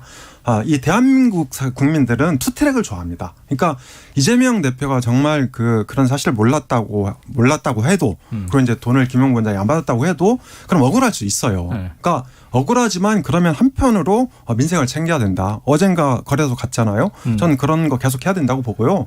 그리고 왜 작은 집에 그 안방을 내줍니까? 네? 그러니까 시정연설 참여하고 또 비판할 건 하고 안에서 뭐 피켓이 해도 되는 거고 전 이렇게 하면서 좀 더 의연하게 대응해야 된다 이런 말씀 드리고 싶고요. 그리고 이게 이제 서해 피격 공무원 사건은 사실 국가의 정체성과 관련된 문제입니다. 그러니까 우리가 초등학교 때부터 배운 거 있잖아요. 국가의 3요소. 그러니까 주권, 영토, 국민이잖아요. 그러니까 이게 다 이 세 개 다 연관된 문제예요. 그리고 보수의 그 최고 어떤 가치들이고 당연히 따질 수밖에 없는 겁니다. 저는 이것도 의연하게 대처하면 됩니다. 왜 그 국회 가서 뭐 기자회견하고 검찰 수사 비판합니까? 좀 지켜보고 계속 수사가 진행되고 있는 거잖아요. 아니, 지켜보고 대응하면 됩니다. 수사 당하는 쪽에서는 또 억울하다 이렇게 얘기하겠죠. 이 시정연설 보이콧에 대해서는 말씀하신 대로 국감 기간 동안 2번이나 한 번은 밖에서 당사 압수수색 대치, 한 번은 몰래 들어가서 안에서 대치. 결국 압수수색 집행을 했어요. 이거는 야당이 치욕적인 문제다. 헌정사상 초유일이다. 이건 한번 뭔가 문제제기할 수밖에 없는 일이 벌어진 거라. 아까 말씀하셨지만 윤 정부가 이건 정치할 생각이 없구나. 밀어붙이는구나. 이렇게 인식하게 될 수밖에 없고, 그다음에 민주당도 이거 좀 잘하면 좋겠는데 문제는 계속 감사원 감사가 온당하다고 보세요. 그러니까 거기에 대해서 전임 장관들, 국가안보 실장이 감사원 감사가 지금 수사 의뢰를 덜컥했는데 이게 내용이 너무 부실하다. 지금 이제 중국 한자 간자체가 적힌 이 구명조끼 어디서 나온 거지? 지금 국정원은 중국 어선 확인되지 않았다. 근데 중국 어선이 있었고 붕대를 감았고 그럼 이제 다 어선에 탔다가 내린 것 같은 분위기 정황이 쭉 조성되는데 왜 그 당시엔 없었다는 정보가 새로 삽입이 되는 거죠? 그러니까 이런 것들에 대해서 명확하게 감사원도 밝혀줘야 되는데 지금 시나리오 베이스로 너무 짜맞추는 느낌이다 보니까 국민 신뢰도 떨어진다. 이런 안타까움이 있어요. 또 속보 말씀드리겠습니다. 대장동 재판에 나온 유동규 씨 오늘 또 추가 폭로를 이어갔는데 준 돈 대선 경선 자금으로 알고 있다면서 한 발짝 더 나갔습니다. 이재명 대표 관련해서는 관련된 내용이 나오진 않았습니다. 대선 경선 자금이다. 계속 폭로를 이어가고 있습니다. 아까 제가 신임 국정원 기조실장의 김남우 변호사, 검사 출신으로 추미애 전 장관 아들 수사를 주도하셨는데요. 이분은 또 김앤장 출신입니다. 김앤장 출신 사람들이 이 정부에 하나씩 두씩 조금 많이 들어가죠.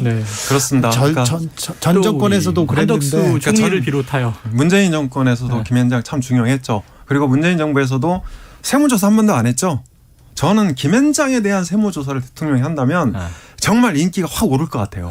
그리고 이제 얘기하려고 했던 건 아니고 아까 말씀하신 그 당사 압수수색. 자, 지금 그 검찰의 압수수색 점차 확대되고 있습니다. 저 같으면 그까짓 것 개나 줘버려. 이런 심정으로 열어주겠어요. 그래도 가져간 것도 없잖아요. 그렇죠. 가져간 것도 없는데 뭘 지키려고 합니까? 없는데 왜 오냐고요. 그걸 지키는 거는 이게 의원들이 아니고 민심입니다. 여론. 저는 민주당이 그걸 좀 잘 알았으면 좋겠다. 이렇게 말씀드리고 싶고요. 민주당이 민심을 또 등에 얻기 위해서 또 막았다. 이렇게 또 그렇게 보이기도 하죠. 그런데 아무튼 국회에서 대통령이 조금 다르게 반응했다면 민주당이 다르게 반응했다면 어땠을까 그런 생각도 많이 해봅니다. 최영일, 엄경영 두 분 감사합니다. 고맙습니다. 2부에서는 이상돈 중앙대 교수와 명예교수와 더러합니다.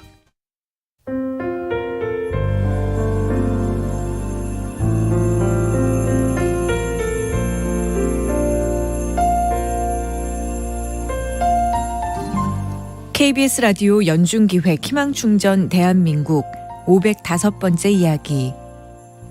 안녕하세요. 아나운서 이현주입니다.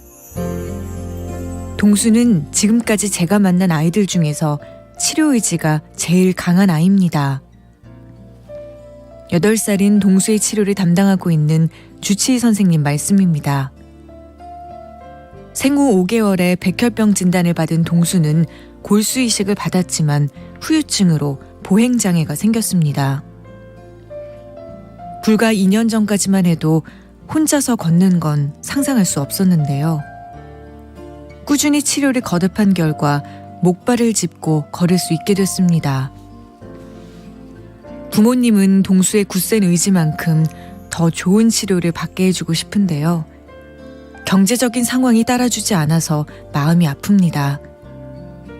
3살 터울의 형과 자유롭게 뛰어놀고 싶은 동수의 꿈이 머지않아 꼭 이루어질 수 있도록 여러분이 사랑을 전해주세요.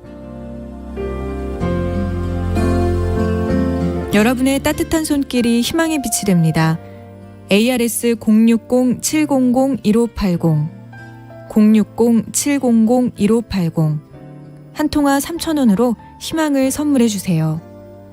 KBS 라디오 연중기획 희망충전 대한민국은 초록우산 어린이재단, 인탑스 주식회사, 그리고 청취자 여러분과 함께합니다.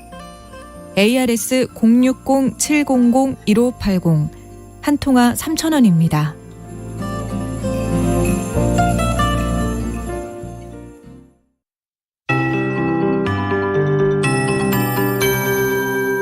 KBS 58분 날씨. 당분간 기온이 평년과 비슷하거나 높아서 활동하실 때 아주 좋겠습니다. 아침에는 평년 수준의 기온으로 대부분 10도 안팎이고요. 낮 기온은 20도를 넘거나 20도 언저리를 보이면서 가을 산행에 아주 좋겠습니다. 특히 이제 단풍이 유명산 곳곳으로 절정에 달하는 곳이 많은데요. 이번 10월의 마지막 주말 휴일은 산에 오르시는 분도 참 많을 것으로 예상됩니다. 내일 아침 기온도 서울이 두 자릿수의 아침 최저 기온 10도로 출발하겠고요. 전국적으로도 기온 분포 4도에서 14도로 무난합니다. 내일 낮 기온은 전국이 15도에서 21도까지 오르면서 서울 낮 최고 기온 20도나 됐고요. 오늘과 비슷해 평년을 4도가량 웃돌겠습니다. 이번 일요일 그리고 토요일 마찬가지가 되겠고요. 월요일까지도 대부분 기온이 오늘 내일과 거의 비슷해서 10월의 마지막 날까지도 대부분 무난한 기온이 이어지겠습니다. 대신 일부 지역으로 주로 서쪽으로 내일 오전에 미세먼지 농도 상황은 좀 좋지 않은데요. 대기 질이 좀 좋지 않은 이유는 대기 정체 때문입니다. 기온이 높게 되면 비교적 찬 공기가 들어올 때보다는 대기가 많이 고여 있는데요. 따라서 내일 오전에 경기나 충남 일부로 미세먼지 농도가 좋지 않았다가 점차 나아질 것으로 예상되고요. 아침에 짙은 안개도 주의하시기 바랍니다. 동해안은 모레까지 비가 가끔 오겠습니다. 지금 서울 기온 17도입니다. 최영우였습니다.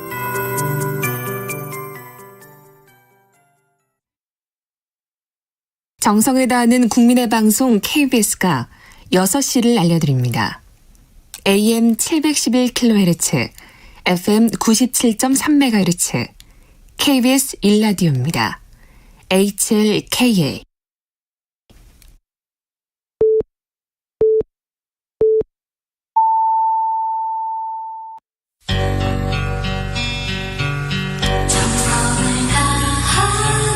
정성을 다하는 국민의 방송 KBS 주진우 라이브 그냥 그렇다고요. 이 시각 라디오 정보센터 뉴스입니다. 국민의힘이 윤석열 대통령과 한동훈 법무부 장관이 김앤장 변호사들과 심야 술자리를 가졌다는 의혹을 제기한 더불어민주당 김의겸 의원을 국회 윤리특별위원회에 제소했습니다.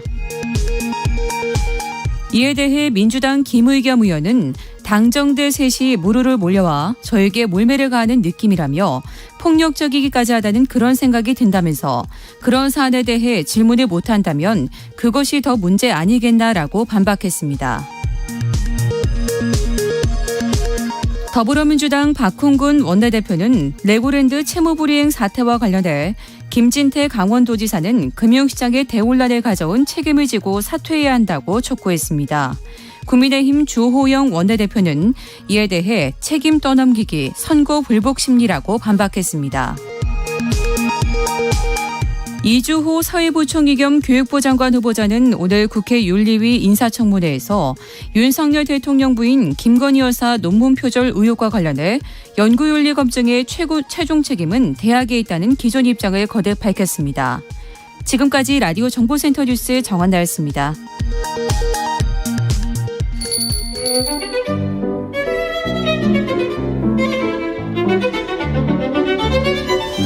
어서 오십시오. 고품격 정치 토크의 세계로 오신 여러분 환영합니다. 오늘 9성급 정치 맛집에는 특별 메인 셰프 모셔왔습니다. 초빙했습니다. 이상돈 중앙대 명예교수 안녕하세요. 네, 안녕하세요. 교수님 건강 어떠시죠? 네, 이제 잘 지내고 있습니다. 네, 네. 네, 항상 이렇게 멋있으시고요. 네. 멋있다고요. 아이, 별 말씀. 네. 보수 진영에서는 가장 멋쟁이로 통하시는 또 이상돈 교수님 모셨습니다. 가을 잘 보내고 계십니까? 네, 그렇습니다. 네. 좀 걷고 단풍놀이도 가셔야 될 텐데. 그저 그러고 지내고 있습니다. 책 보시고요. 네네. 네네. 글은 잘 보고 있습니다, 교수님. 교수님, 어제 비상경제 민생회의 대통령이 주재했더라고요. 생방송으로 중계됐는데 어떻게 보셨어요? 글쎄 뭐 저는 뭐 크게 관심이 없어서 뭐 보지도 않았는데 난 저 솔직히 뭐 전에도 한두 번 제가 이런 말씀을 드린 적이 있는데 나는 그 대통령이 지나온 과정을 보면은 뭐 경제나 민생에 대해서 이렇게 무슨 지식이나 뭐 철학이 있는 분이 아니잖아요. 네. 난 그래서 그 경험 많은 훌륭한 그 총리를 이렇게 모셨으면은 좀 이런 것은 좀 총리한테 좀 책임을 지고 가도록 그렇게 하는 게 좋지 않을까 하고. 예. 그리고 은희 과거부터 대통령 선거 때 되면은 자기가 대통령 되면은 총리한테 많은 권한을 주겠다고 했죠. 사람 책임 내각을 하고 어쩌고저쩌고 그랬잖아요. 네. 그런데 그 뭐 잘 지켜지지 않았죠. 네. 그리고 특히 그렇게 네, 특히 윤석열 대통령은 자신이 검찰 외에는 경력이 없으니까 네. 특히 이런 게 좀 필요하고 또 많은 사람들이 저를 포함해서 현 총리를 이렇게 경험 많은 분들을 이렇게 모셨으면은 경우에 따라서 이렇게 외교안보 이슈가 아니면은 네. 국무회의도 아마 총리한테 좀 직접 하고. 아하. 국무회의를 총리가 하게 되면 장관이 말이 트입니다. 네. 과거부터도 그랬어요. 아, 그래요? 그럼요. 네. 그래서 좀 이런 식으로 좀 정부를 운영해야 되는가 했는데 나는 그래서 이게 별로 잘하고 있다고 생각하지 않습니다. 만약에 대통령이 아니라 총리한테 맡겨놓고 뒤에서 쳐다봤다면 이건 좀 달라졌을 거예요. 또 경청하는 대통령 그리고 책임 총리 이 얘기도 얘기하는데요. 그렇죠. 우리 과거에도 보면은 일단에 그 대통령 은 머리도 대통령이에요. 그 앞에 가서는 다들 뭡니까 좀 긴장이 돼서 말이 잘 안 나오지만은 총리는 다르잖아요. 아, 그렇습니까? 그래서 좀 나는 좀 그런 걸 기대했는데 네. 이게 안 되네요. 만사고고님께서 신문 보고 현안하는 총리 말씀이시죠? 총리님께서 좀. 글쎄 말입니다. 네, 알겠습니다. 지난달에서도 그렇고요. 그 전에도 우리 정치가 파국으로 향하고 있다 이렇게 여러 번 지적하셨습니다, 교수님. 윤석열 대통령이 후보로 이렇게 유력해질 때부터 이 얘기를 하셨는데 지금은 조금 어떻게 생각하시는지? 그때 뭐 예상했던 대로 그냥 가고 있는 거죠. 가고 있는 거예요. 난 그래서 지난번 대선에 양당이 네. 또 후보를 선출하는 과정을 보면은. 네. 굉장히 비슷했어요. 예. 국민의힘에서는 홍준표 지금 대구시장이죠. 그 조국 가족에 대한 동정론을 폈다가 그냥 지지도가 폭락했잖아요. 예.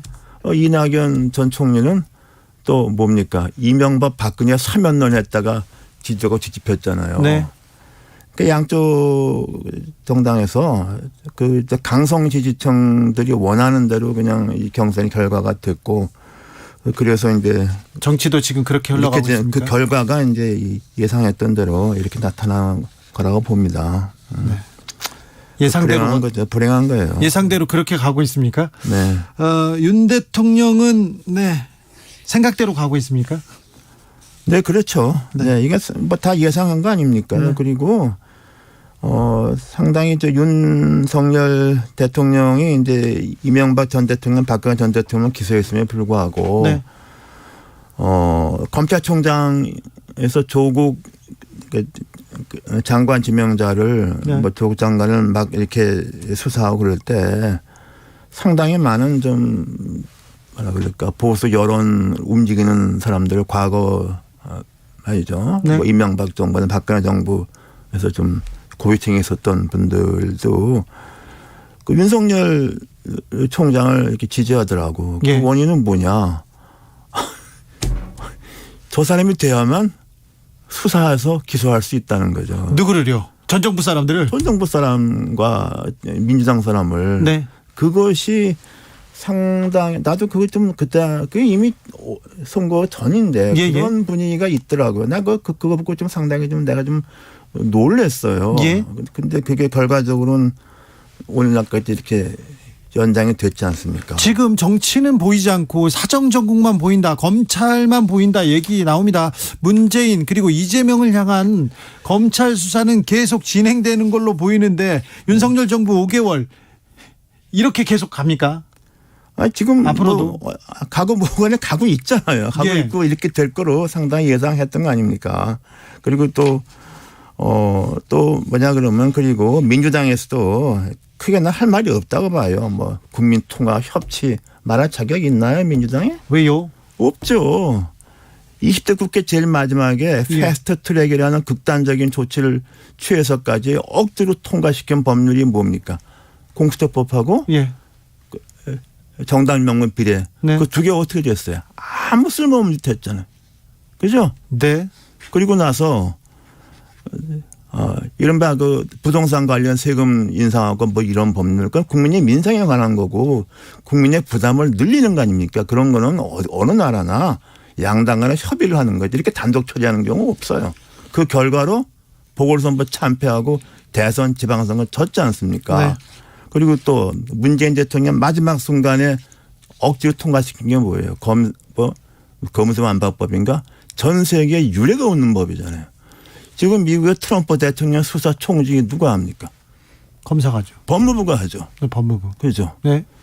그게 뭐냐 그러면 법무부는 어디나 수사를 이니시에이트 할 수 있는 거 당연한 겁니다. 어떻게 검사가 수사를 못하게 합니까? 다만 우리나라처럼 검찰이 독자적인 수사 조직을 크게 있는 나라가 없다. 그렇죠. 그 문제죠. 검사들이 너무 힘이 세잖아요. 그거 하고서 구분을 해야 되는데 이 사람들이 민주당 사람들이 뭐 검수완박이니 뭐니 이거 피켓 들고 다니면서 그냥 그리고 세상에 없는 법이에요. 아무튼 검사들이 너무 힘이 세고 검사들이 경찰도 그리고 다른 권력기관도 너무 이렇게 힘을 발휘하니까 이 힘을 좀 덜어놓겠다고 근데 방법이 또 완전히 잘못된 거죠. 네. 그래서 오늘날 난 민주당은 할 말이 없다고 봐요. 그렇습니까? 네.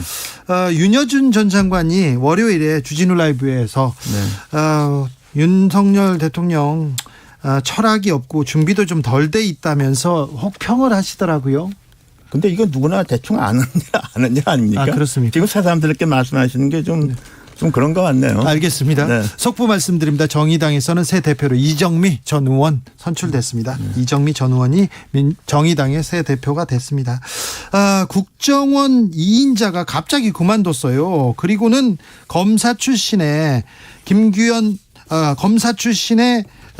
변호사가 이렇게 갑자기 그 기조실장으로 다시 갔습니다. 그리고 한덕수 총리 산하에 있었던 규제개혁위원회에서도 민간 부분에서는 또 김현장 사람들이 가고 검사 출신들이 계속 가고 이 대통령의 인사 점수를 못 따고 있는 부분 중에 가장 또 주요한 부분인데 대통령의 인사는 어떻게 보십니까? 글쎄요, 뭐 이런 게 왜 그만뒀는지 이제 속사정은 제가 모르니까 뭐라고 말씀드리는 그런데 제가 보기에는 이렇게 우리나라에서 그 김현장이라는 대형 로펌이 차지하는 위치는 참 전 세계에 유례가 없는 거죠. 그렇죠. 비슷한 게 뭔지 아세요?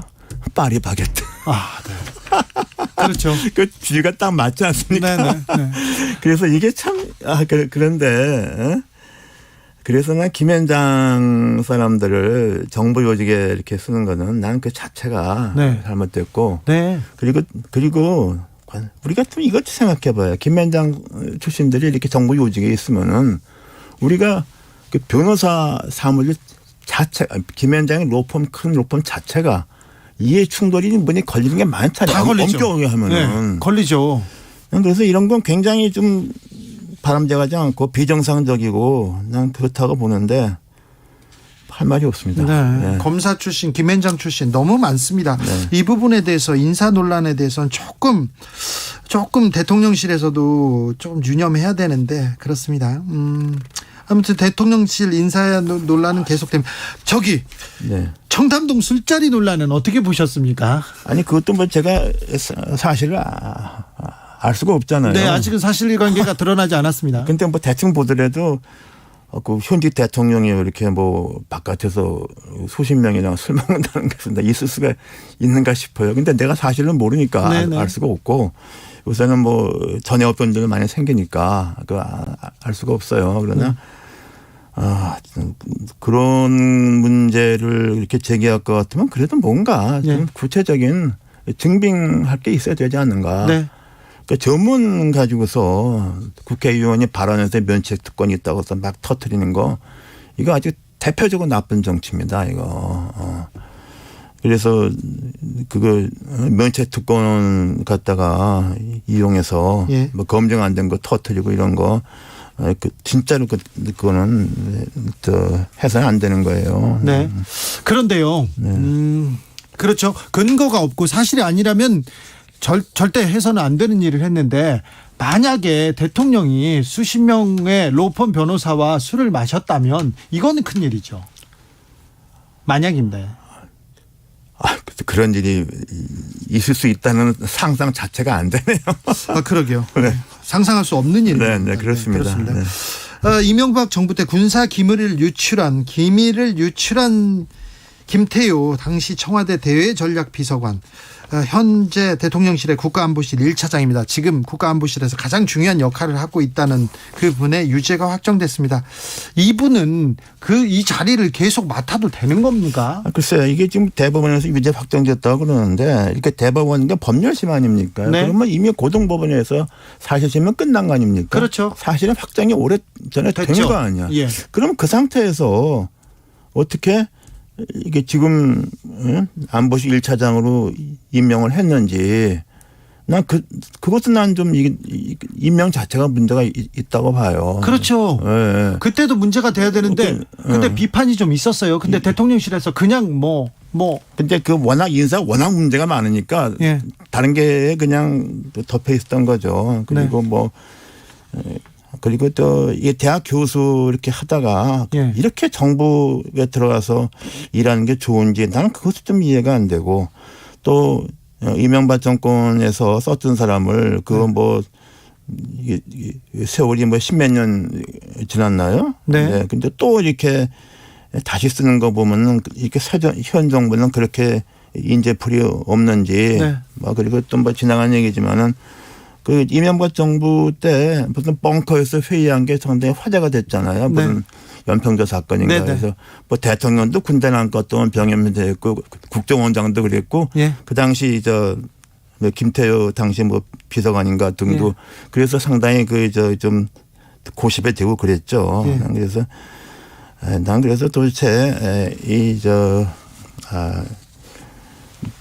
국가안보실 고위직을 구태 이런 인사를 했어야만 되는지 좀 네. 이해가 안 됩니다. 그리고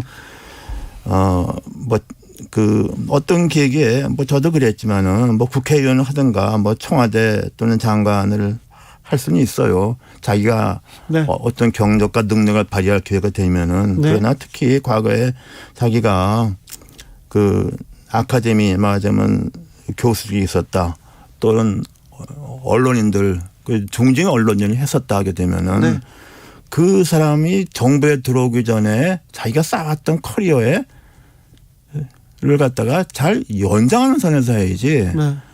난 요새 언론인 했다가 국회의원 되고 이런 해서 보면은 참 좀 굉장히 아주 씁쓸해요. 네. 이게 또 우리나라의 저널리즘과 아카데미즘의 어떤 권위가 네. 손상되는 것 같고 난 그래서 이런 인사를 한 사람도 또 이런 걸 하겠다는 사람도 나는 좀 이해가 안 됩니다. 네. 대통령실에서는 김태효 차장 경질 요구에 대해서 별도 조치 필요 없다 이렇게 선을 바로 그었습니다.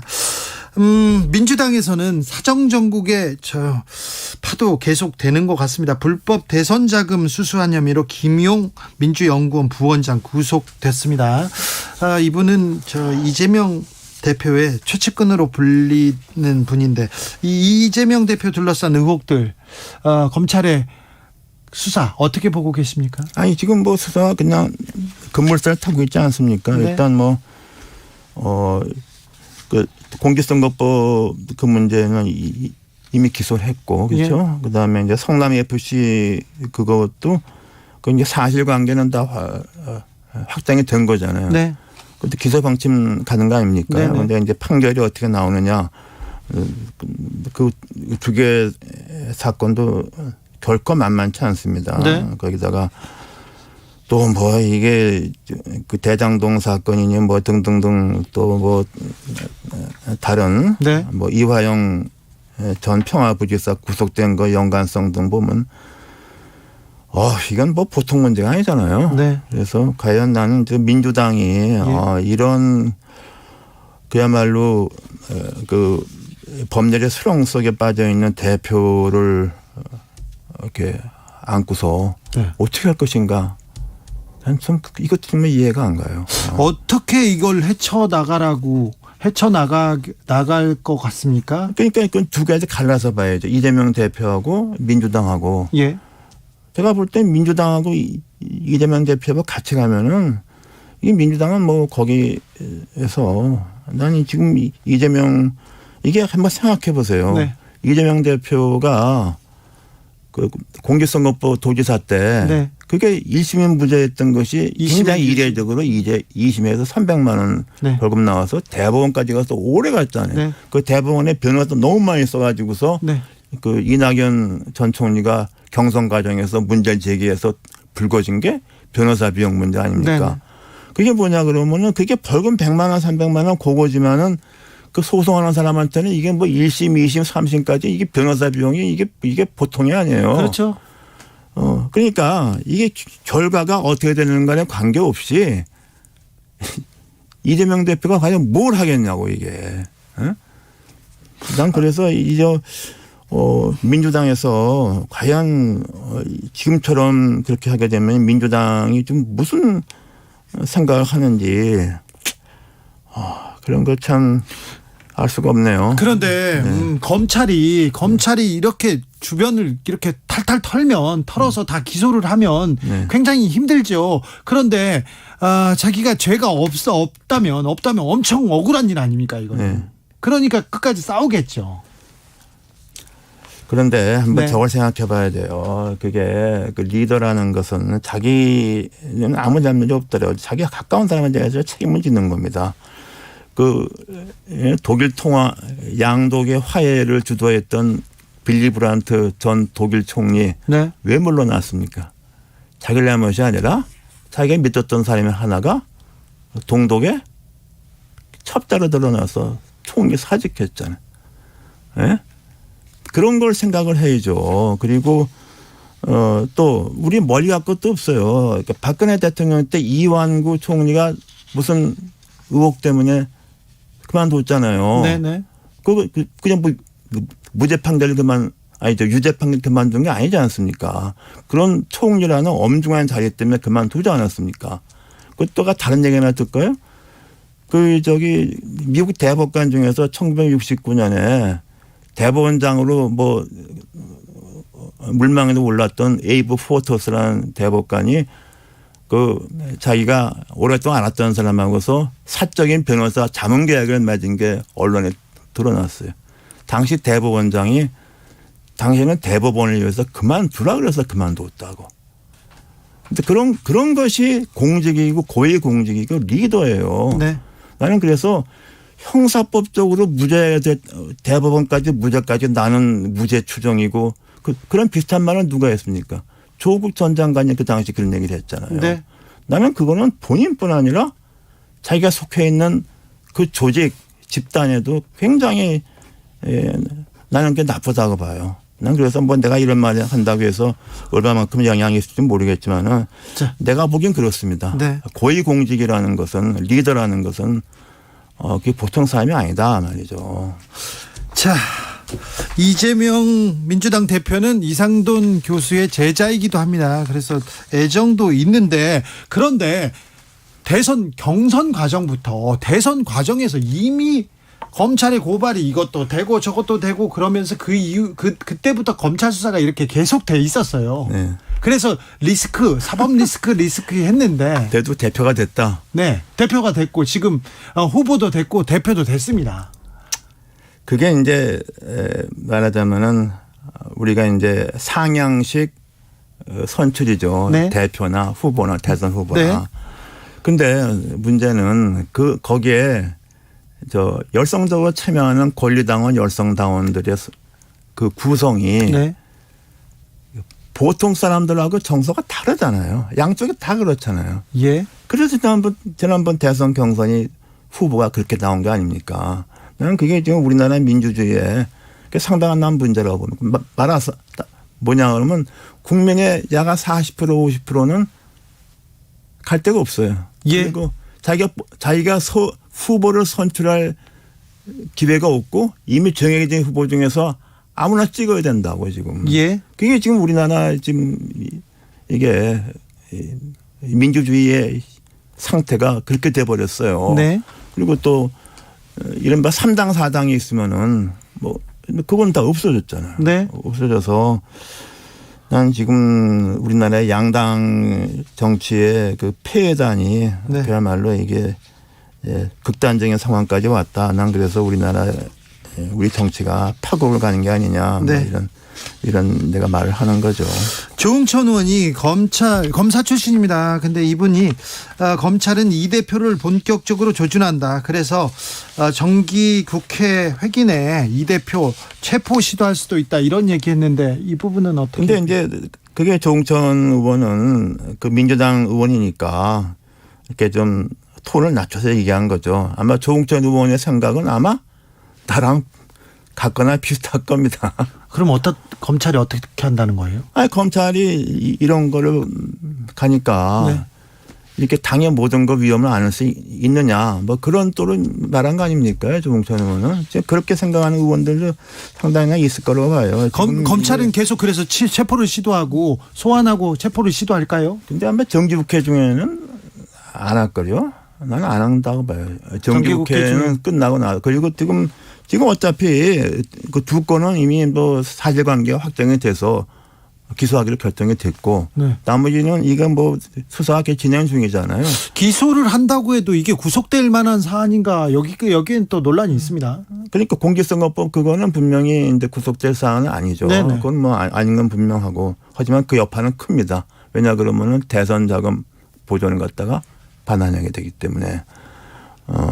그러니까 도지사 선거 때 나온 네. 그 1심 부재받기 기준 300만 원도 도지사뿐 아니라 네. 선거비용 보존 그것도 만만치 않고 그다음에 지금 성남 FC 그 사건은 이건 좀 논란에 많이 요지가 있는데 네. 그 박근혜 대통령 미르 재단이나 비슷한 구조가 되어 있잖아요. 그러니까 박 대통령이 뭐라 그랬어요? 한 푼도 받은 적이 없다. 그건 맞잖아요. 박근혜 대통령은 받지 않았죠. 받지 않았지만은 미르재단 받은 거로 해서 네. 공동으로 해서 이재용 회장까지 엮여갔지 않습니까? 네. 그래서 그거 볼 때 이것도 그 만만치 않아요. 그런데 유죄 무죄는 다퉈봐야 되는데 일단 기소해서 굴러가게 되면은 네. 어떻게 됩니까 이게? 아니 그 재판 받으면서 그냥 생활해야죠. 재판을 본인은 생활하는 건 좋은데 네. 정당은 어떻게 돼요? 내가 얘기하는 게 그거예요. 교수님 저는요 20년 동안 재판을 받고 있습니다. 계속 이렇게. 그건 혼자 개인이지만 정당 대표가 아니잖아요. 네. 아니 그런 상황에서 선거 치러요? 저 박근혜 대통령이 되고 이명박 대통령이 됐을 때 정말 수십 건 이렇게 해서 매일 조사 받았거든요. 그래도 생활하고 기자 생활 그거는 혼자니까 그런 거 아닙니까? 프리랜서하고 조직에 더구나 공적 조직 모르겠어요. 뭐 제가 이런 말 한다고 해서 뭐 변화가 있을 것 같지는 않은데 네. 제가 보기는 그렇습니다. 그래서 난 모르겠어요. 네, 알겠습니다. 6169님께서 한동안 검찰개혁 입에 달고 살던 정치인들 다 어디 갔나요? 검찰이 저렇게 나라를 잡고 지금 뒤흔드는 거 보면 검찰개혁 하나도 안 된 것 같습니다. 하는데 또 이 얘기도 조금 근데 그 검찰개혁은 민주당이 잘못한 겁니다. 공수처 쓸데없는 거 만들었고 그리고 검수완박 그건 세계에 유례가 없는 거예요. 자승자박으로 자기가 패배하는 길을 간 거예요. 그걸로. 검찰개혁은 필요했는데 방법이 전혀 엉뚱한 짓 한 거예요.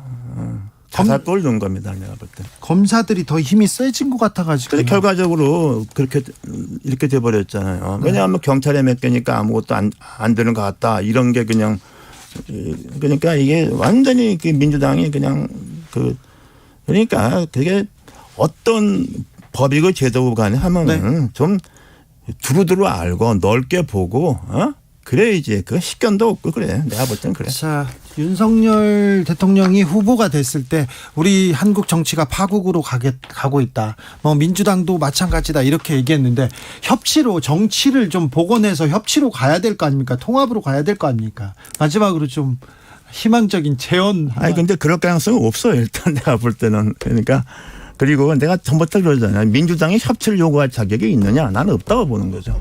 협치 요구해야죠. 야당인데. 통합으로 가자. 그러니까 이렇게. 자기들이 반성을 해야 되겠냐 그러면.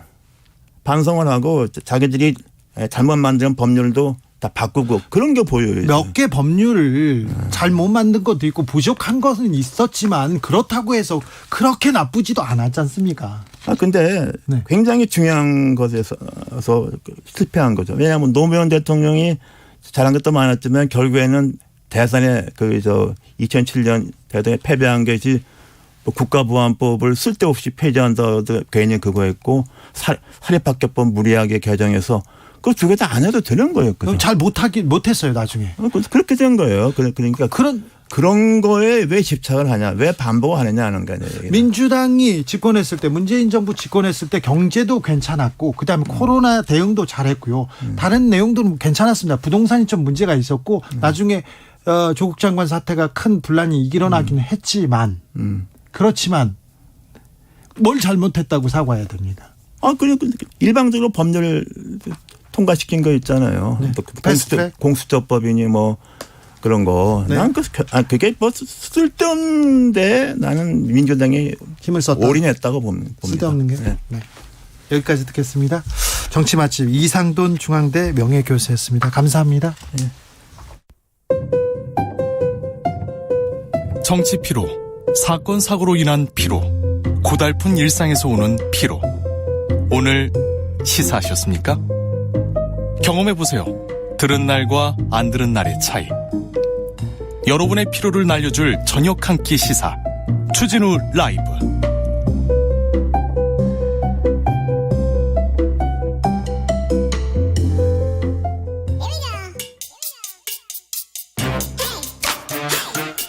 뉴스를 향한 진지한 고민, 기자들의 수다.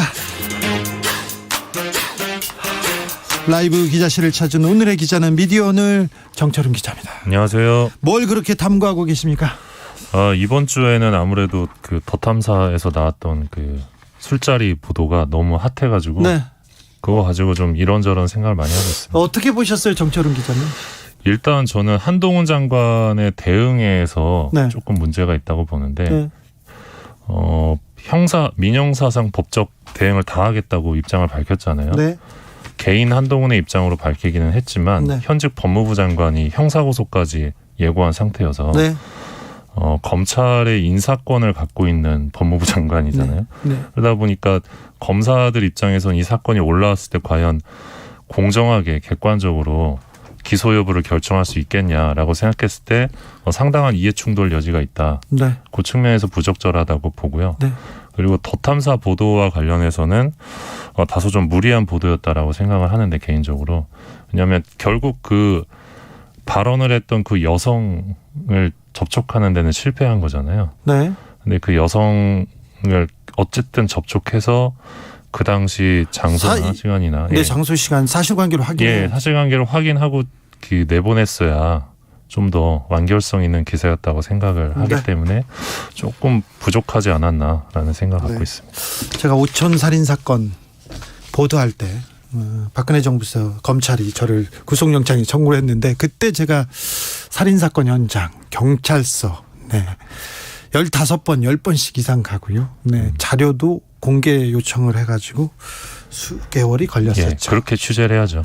근데 그래도 걸리더라고요. 그래도 걸렸는데 아무튼 무죄 나오셨잖아요. 무죄 나왔죠. 법무부 장관이 고소를 하면 검사들이 어떻게 수사할까? 근데 사실관계가 드러날 거예요. 금방 얼마 걸리지 않을 건데 드러나면 누가 뭐 억울하네, 누가 잘했네 이 얘기가 나올 텐데 그걸 굳이 또 법적으로 가지고 가느냐 이 부분에 대해서 지금 정철훈 기자가 좀 너무 억울하면 민사소송은 제기할 수 있다고 보는데 형사고소까지 고려하는 건 저는 좀 문제가 있다고 보고요. 알겠습니다. 오늘 어떤 이야기 준비해 오셨습니까? 네, 한마디만 더 덧붙이면 이제 사안이 되게 크잖아요, 지금. 네. 되게 파괴력이 있는 아이템이었던 만큼 좀 더 신중하게 그럼요. 취재를 했어야 된다. 네. 예. 큰 사안일수록 네. 더 해야죠. 네. 네. 오늘 가져온 소식은 이제 이재용 삼성전자 회장과 관련된 소식입니다. 자, 이번 주에 가장 큰 뉴스 중에 하나가 네. 이재용 부회장 드디어 회장이 되다였습니다. 네, 네. 굉장히 네, 우리나라 최고 권력자 중에 한 명이 최고 권력자라고 볼 수도 있어요, 사실. 네, 지지 않는 태양. 네. 네. 5년에 한 번씩 바뀌지 않는 태양이죠. 그렇죠. 어제 삼성전자 이사회가 이제 회장 승진 의결을 했는데 그 네. 사유를 보면 책임 경영 강화, 책임 경영 강화, 경영 안정성 제고, 신속하고 과감한 의사결정. 뭐 요게 절실해서 회장으로 승진하게 됐다고 밝혔습니다. 책임 경영 안정성 무슨 말인지는 저는 모르겠습니다. 당장 이제 비판하는 입장들이 나왔는데 네. 참여연대 논평을 보면 이재용 부회장이 삼성전자 자금을 횡령해 박근혜 정부의 뇌물로 제공한 범죄 행위로 감옥에 수감되고 이로 인해 회사에 막대한 손실을 입힌 것을 네. 망각한 결정이다 이렇게 비판을 했는데요. 네. 그러면서 회사의 자산을 횡령해 사익을 추구한 이 총수의 경영 참여를 단절하고 청산하는 것이 우선이다 이런 입장을 밝혔는데 네. 우리나라 언론에서는 요 같은 내용을 좀 찾기는 좀 어려웠던 것 같습니다. 그렇죠. 이 내용이 하나도 없고요. 하나도 없습니다. 참고로 제가 삼성은 또 전문이시죠. 네, 예. 전문 기자죠. 네. 이재용 부회장이 구속되기 전에 검사들한테 검사들 수사를 받기 전에 뭐라고 얘기했냐면 제가 구속되면요, 제가 회장 못 됩니다. 회장 절대 될 수 없습니다. 해외에서 인정 안 합니다.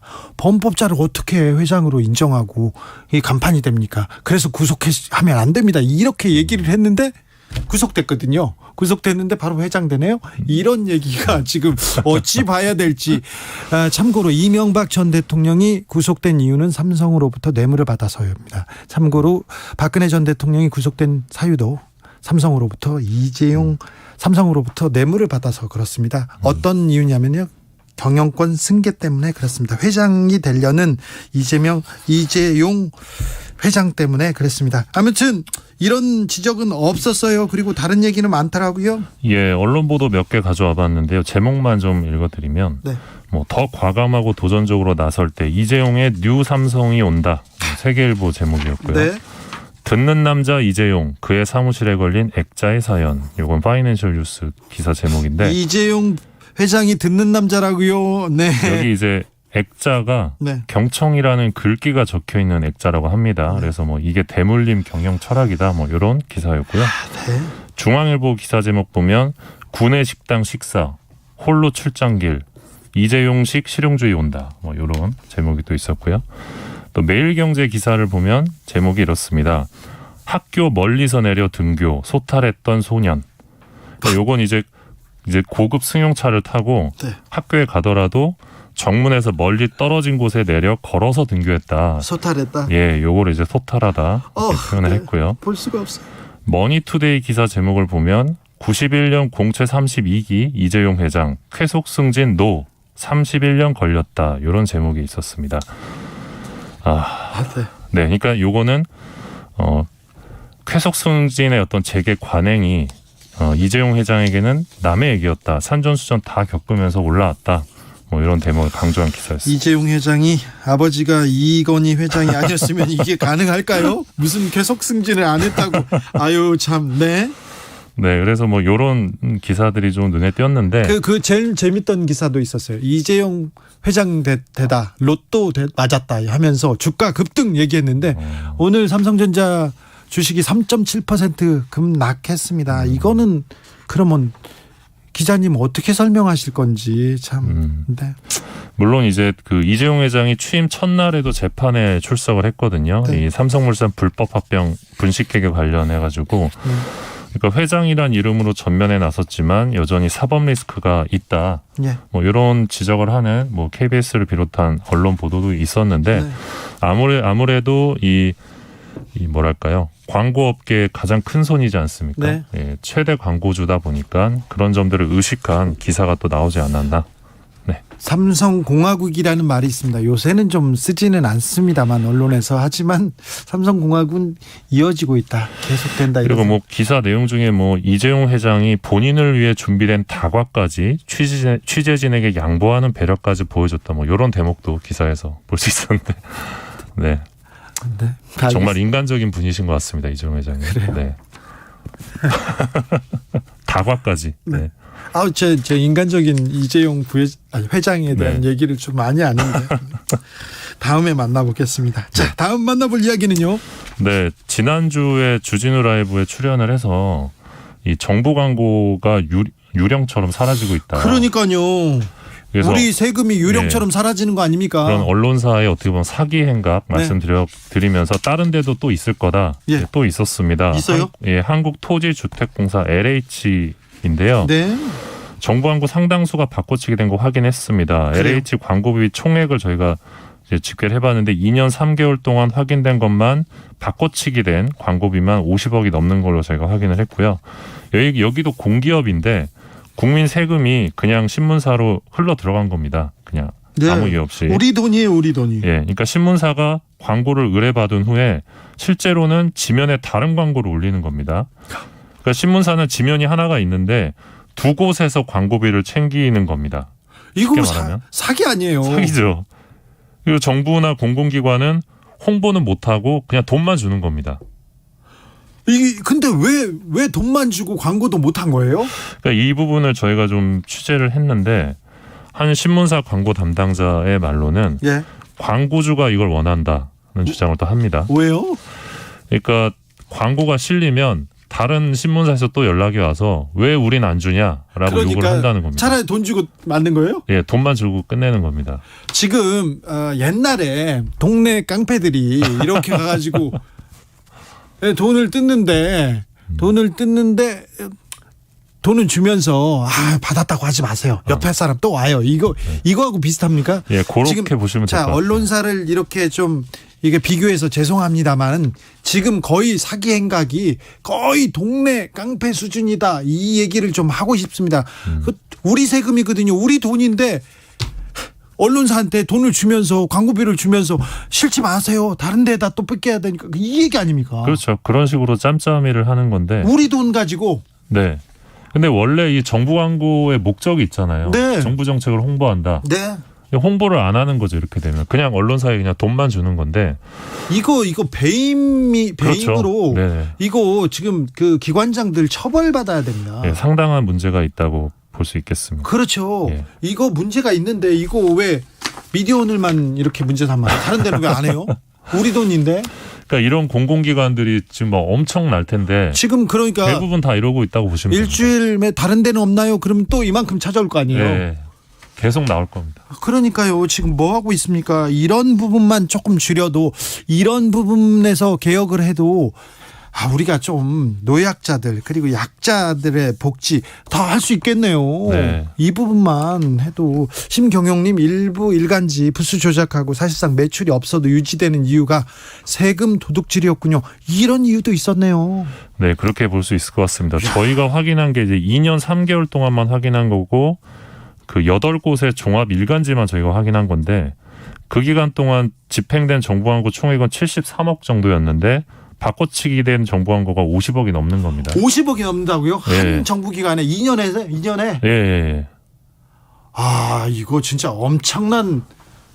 그러니까 언론사들이 이런 식으로 영업을 하면서 네. 이게 어떤 공정과 상식을 이야기할 수 있나? 안 되죠. 유튜버들 막 뒷광고한다고 뭐라고 했는데 그거보다 훨씬 더 심각하죠. 사일런트 힐님께서 공공기관이 언론사에 조공을 바치고 있는 거네요. 그렇습니다. 소위 지금 통행세 뭐 좀 돈을 뺏기고 있는 거예요. 그렇잖아요. 이게 무슨 이건 사기가 아니라 이거는 그 깡패들이 하는 일이라고 또. 근데 다른 신문사에 또 뺏기면 안 되니까 우리가 준 거를 알리지 말라라고 하는 거죠. 이거 너무한 것 같아요. 네. 다음으로 만나볼 얘기는. 여기까지 하겠습니다. 왜 시간이 해요? 괜찮아요. 괜찮습니다. 네. 더 하라니까. 더 하라고요? 네. 기사 제목에 네. 공포나 분노를 쓰는 비율이 증가하고 있다는 연구 결과가 얼마나 나왔는데요. 증가했어요? 짧게 요약해서 말씀드리면 30년 사이에 2배 이상 증가했다고 합니다. 자, 공포, 분노 막 너무 과격한 단어. 그죠? 예. 근데 요게 수용자 인식에 영향을 준다는 건데. 그렇죠. 그러니까 예를 들어서 분노라는 단어가 자주 등장하는 기사라면 네. 문제의 원인, 사회 문제의 원인을 개인적 측면에 두고 보복이 답이다. 뭐 이런 식의 인식으로 이어질 수 있다. 그래서 그리고 자극적인 보도가 많아졌다는 걸 증명하는 대목이다. 뭐 이런 연구 결과가 있어가지고요. 네. 한번 소개해드렸습니다. 이게 진짜 중요한 부분인데 더 또 좀 여기까지 좀 고려해야 되는데 많은 고민을 하게 합니다. 기자들의 수다 미디어 오늘의 정철은 기자와 함께했습니다. 감사합니다. 고맙습니다. 교통정보센터 다녀오겠습니다. 김한나 씨. 네, 도로 정체가 절정에 달하고 있습니다. 특히 수도권 제1순환고속도로 판교에서 일산 쪽으로는 고양 부근 4차로에서 발생한 사고가 아직까지도 처리가 안 되고 있습니다. 그 여파가 더 길어져서 김포나들목에서 고양나들목까지 10km 정체고 판교에서 구리 쪽으로는 송파 부근에서 구리 남양조금소까지 19km 정체입니다. 경부고속도로 서울 방면으로는 옥산 분기점에서 목천 부근까지 또 안성 부근에서 오산 나들목까지 17km 정체고요. 기흥동탄에서 판교 분기점 쪽으로도 22km 극심한 정체입니다.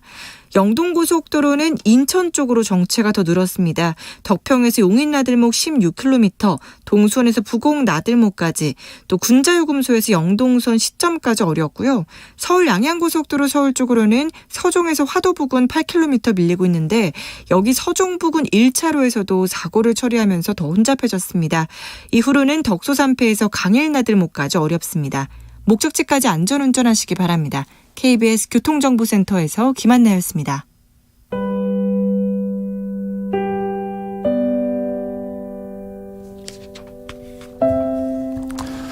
현실의 불이 꺼지고 영화의 막이 오릅니다. 영화보다 더 영화 같은 현실 시작합니다. 라이너의 시사회. 영화 전문 유튜버 라이너 어서 오세요. 네, 안녕하세요. 가을 분위기 너무 잡는다. 네, 분위기가 너무 그래요. 음악이 바뀌어서 너무 당황스러워. 저도 당황했어요. 좀 목소리하고 너무 안 어울리는 것 같아가지고 좀 부끄럽습니다. 오늘은 어떤 이야기 해볼까요? 네, 이번 주가 10월의 마지막 주말이죠. 이제 가을도 마지막이에요. 그렇습니다. 이제 11월이 다가오고 겨울이 다가옵니다. 네. 이렇게 날씨가 추워지면은 이 쌀쌀한 것뿐만 아니라 쓸쓸해요. 그렇죠. 마음이 쓸쓸해지죠. 쓸쓸하고 외롭고 그렇습니다. 떠나고 싶고 그렇습니다. 언제 떠나고 싶지 않았던 적은 없어요. 사실은 늘 떠나고 싶은데. 그렇죠. 늘 집 나가고 죄송합니다. 근데 떠나고 싶었는데 가을은 또 그래요. 가을이 그렇죠. 네. 그래서 이 겨울이 오기 전에 가을의 어떤 정취를 느낄 만한 그런 영화 한 편을 섭렵하시는 게 어떨까 하는 생각이 들어서요. 자, 가을 영화. 네, 오늘은 가을 영화 바로 김태용 감독의 만추. 만추. 네. 사실 지금 들으신 노래, 깔린 노래가 만추의 메인 테마곡이었어요. 김태용의 만추. 김태용의 만추가 아니죠. 당웨이의 만추죠. 네, 그렇습니다. 사실 이 만추라는 영화는 2011년에 개봉한 영화고 미국 로케이션, 올 로케이션으로 제작됐고요. 네. 한미 합작 영화 이렇게 얘기가 나오고 있습니다. 이 말씀하신 대로 탕웨이와 현빈이 주연입니다. 우리나라에서 이렇게 관객이 많진 않았는데 그렇죠. 중국에서는 엄청난 관객을 불러모았어요. 그래요? 네, 굉장히 의미 있는 기록을 남겼거든요. 네, 중국도 사실 이런 멜로 영화는 잘 안 보고 중국은 멜로 안 보는데요? 네, 액션, 코미디 이런 거 많이 보는데요. 그래서 좀 의미가 깊고요. 아무래도 그때 당시에 이제 현빈 씨가 시크릿 가든으로 워낙 또 유명했으니까 한류를 타고 있었고 그리고 또 탕웨이의 어떤 유명세 그런 게 있어서 잘 된 것 같습니다. 이 작품은 1966년 영화 이만희 감독의 만추를 리메이크한 겁니다. 내용은 비슷비슷한데 거기서는 이제 위조 지폐범을 만나는 그런 내용인데요. 지금은 필름이 소실돼서 남아있지 않고요. 지금 그리고 이 영화를 보면은 이 탕웨이 씨가 정말 예쁘게 나오거든요. 어떻게 사람이 저렇게 예쁠 수 있을까? 그렇게 라이너도 그렇게 생각했어요? 그 정도인데. 네. 근데 이 이후로 이 김태용 감독이랑 결혼을 했다는 걸 생각을 해보면 실망입니다. 그런 사람들 많았습니다. 네. 같이 갑시다 님께서 당회의가 영화를 살렸어요. 당회의가 얘기합니다. 네. 제 생각이 아니고 여러분들이 얘기하더라고요. 네, 그렇습니다. 실망스러웠어요. 실망스럽지만 아무튼 너무나 아름다운 그런 모습이고, 또 여기 영화의 배경이 미국 시애틀입니다. 네. 시애틀도 정말 아름답게 담긴. 영화 보고 시애틀 가봤다. 시애틀 가야겠다. 이런 분들 많았습니다. 조혜숙님 가슴이 찌릿찌릿해지는 만추. 탕웨이의 눈빛이 다 했죠. 만추. 네. 그렇습니다.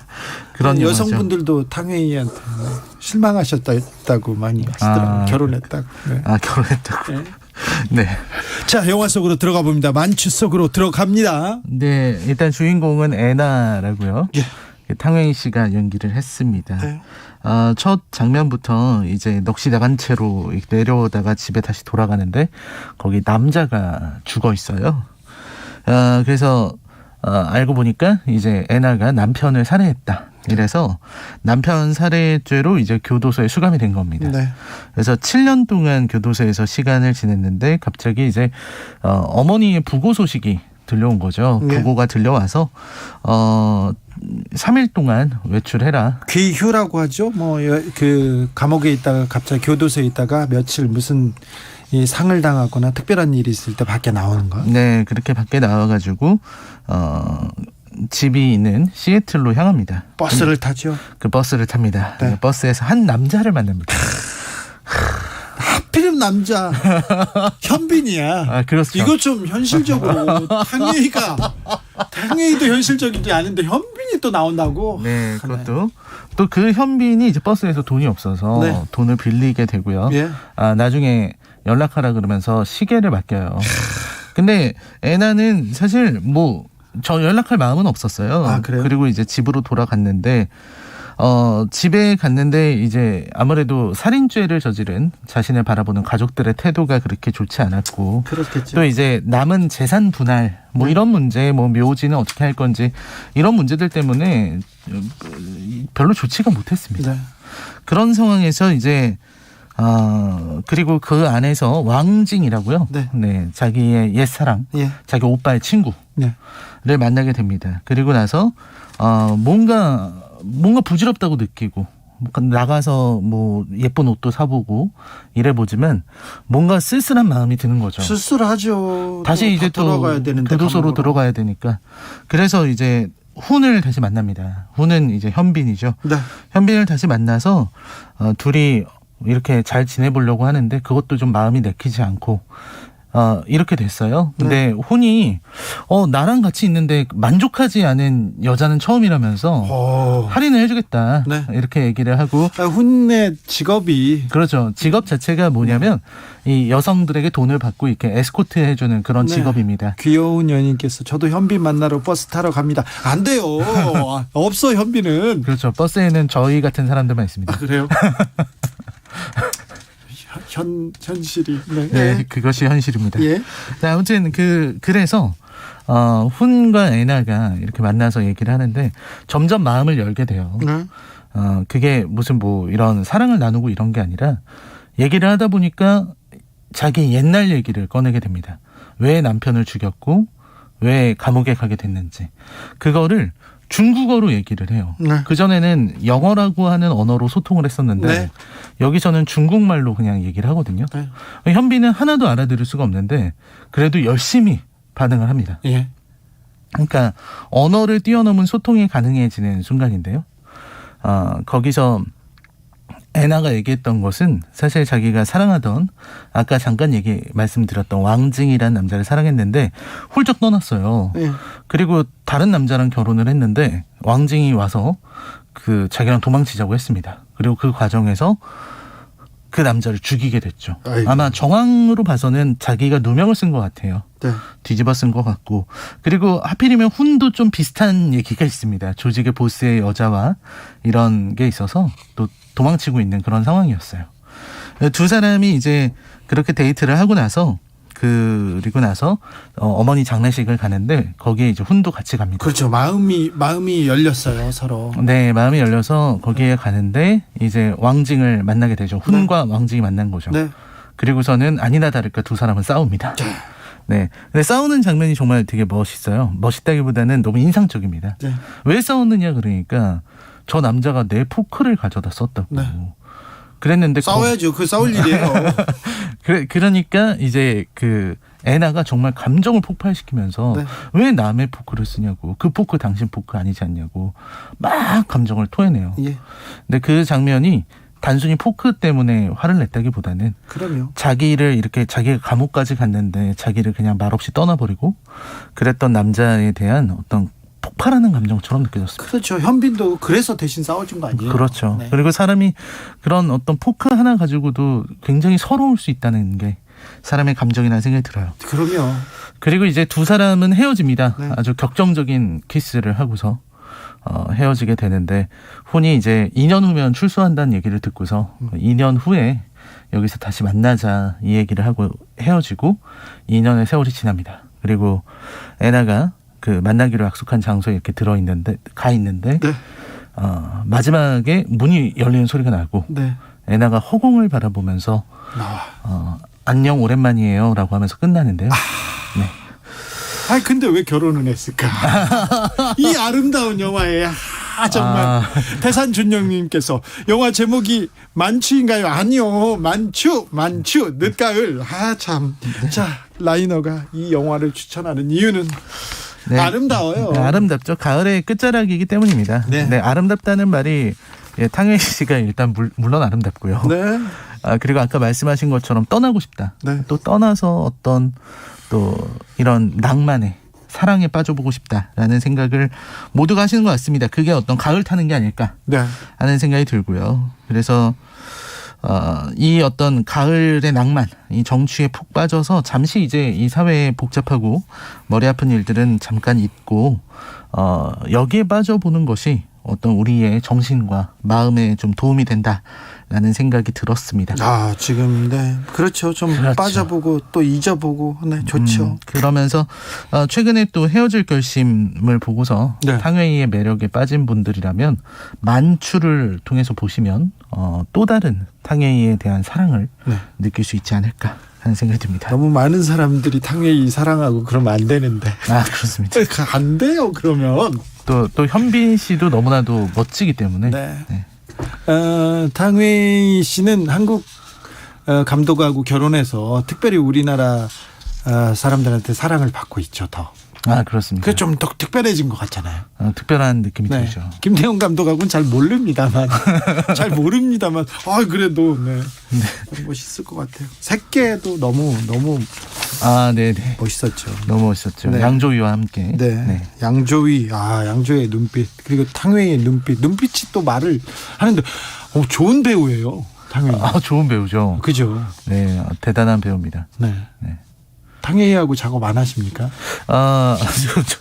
저는 한번 그 먼발치에서 뵌 적이 있는데 정말 아름다운 분이다라는 생각만 했습니다. 네, 좋은 글을 써가지고 저는 탕웨이하고 작업하려고. 왜 웃어요? 네, 알겠습니다. 시사의 오늘의 작품은 탕웨이 그리고 현빈이 주연했던 만추였습니다. 만추 아닙니다. 자, 라이너 감사합니다. 네, 감사합니다. 네.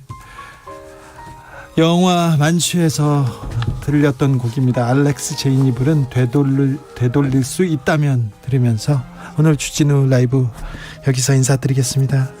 가을의 끝자락입니다. 네. 여러분의 가을은 행복하기만 하셨으면 좋겠어요. 네. 다른 생각하지 말고 가을에 흠뻑 빠지셨으면 좋겠습니다. 저는 내일 오후 5시 5분에 주진우 라이브 스페셜로 들어옵니다.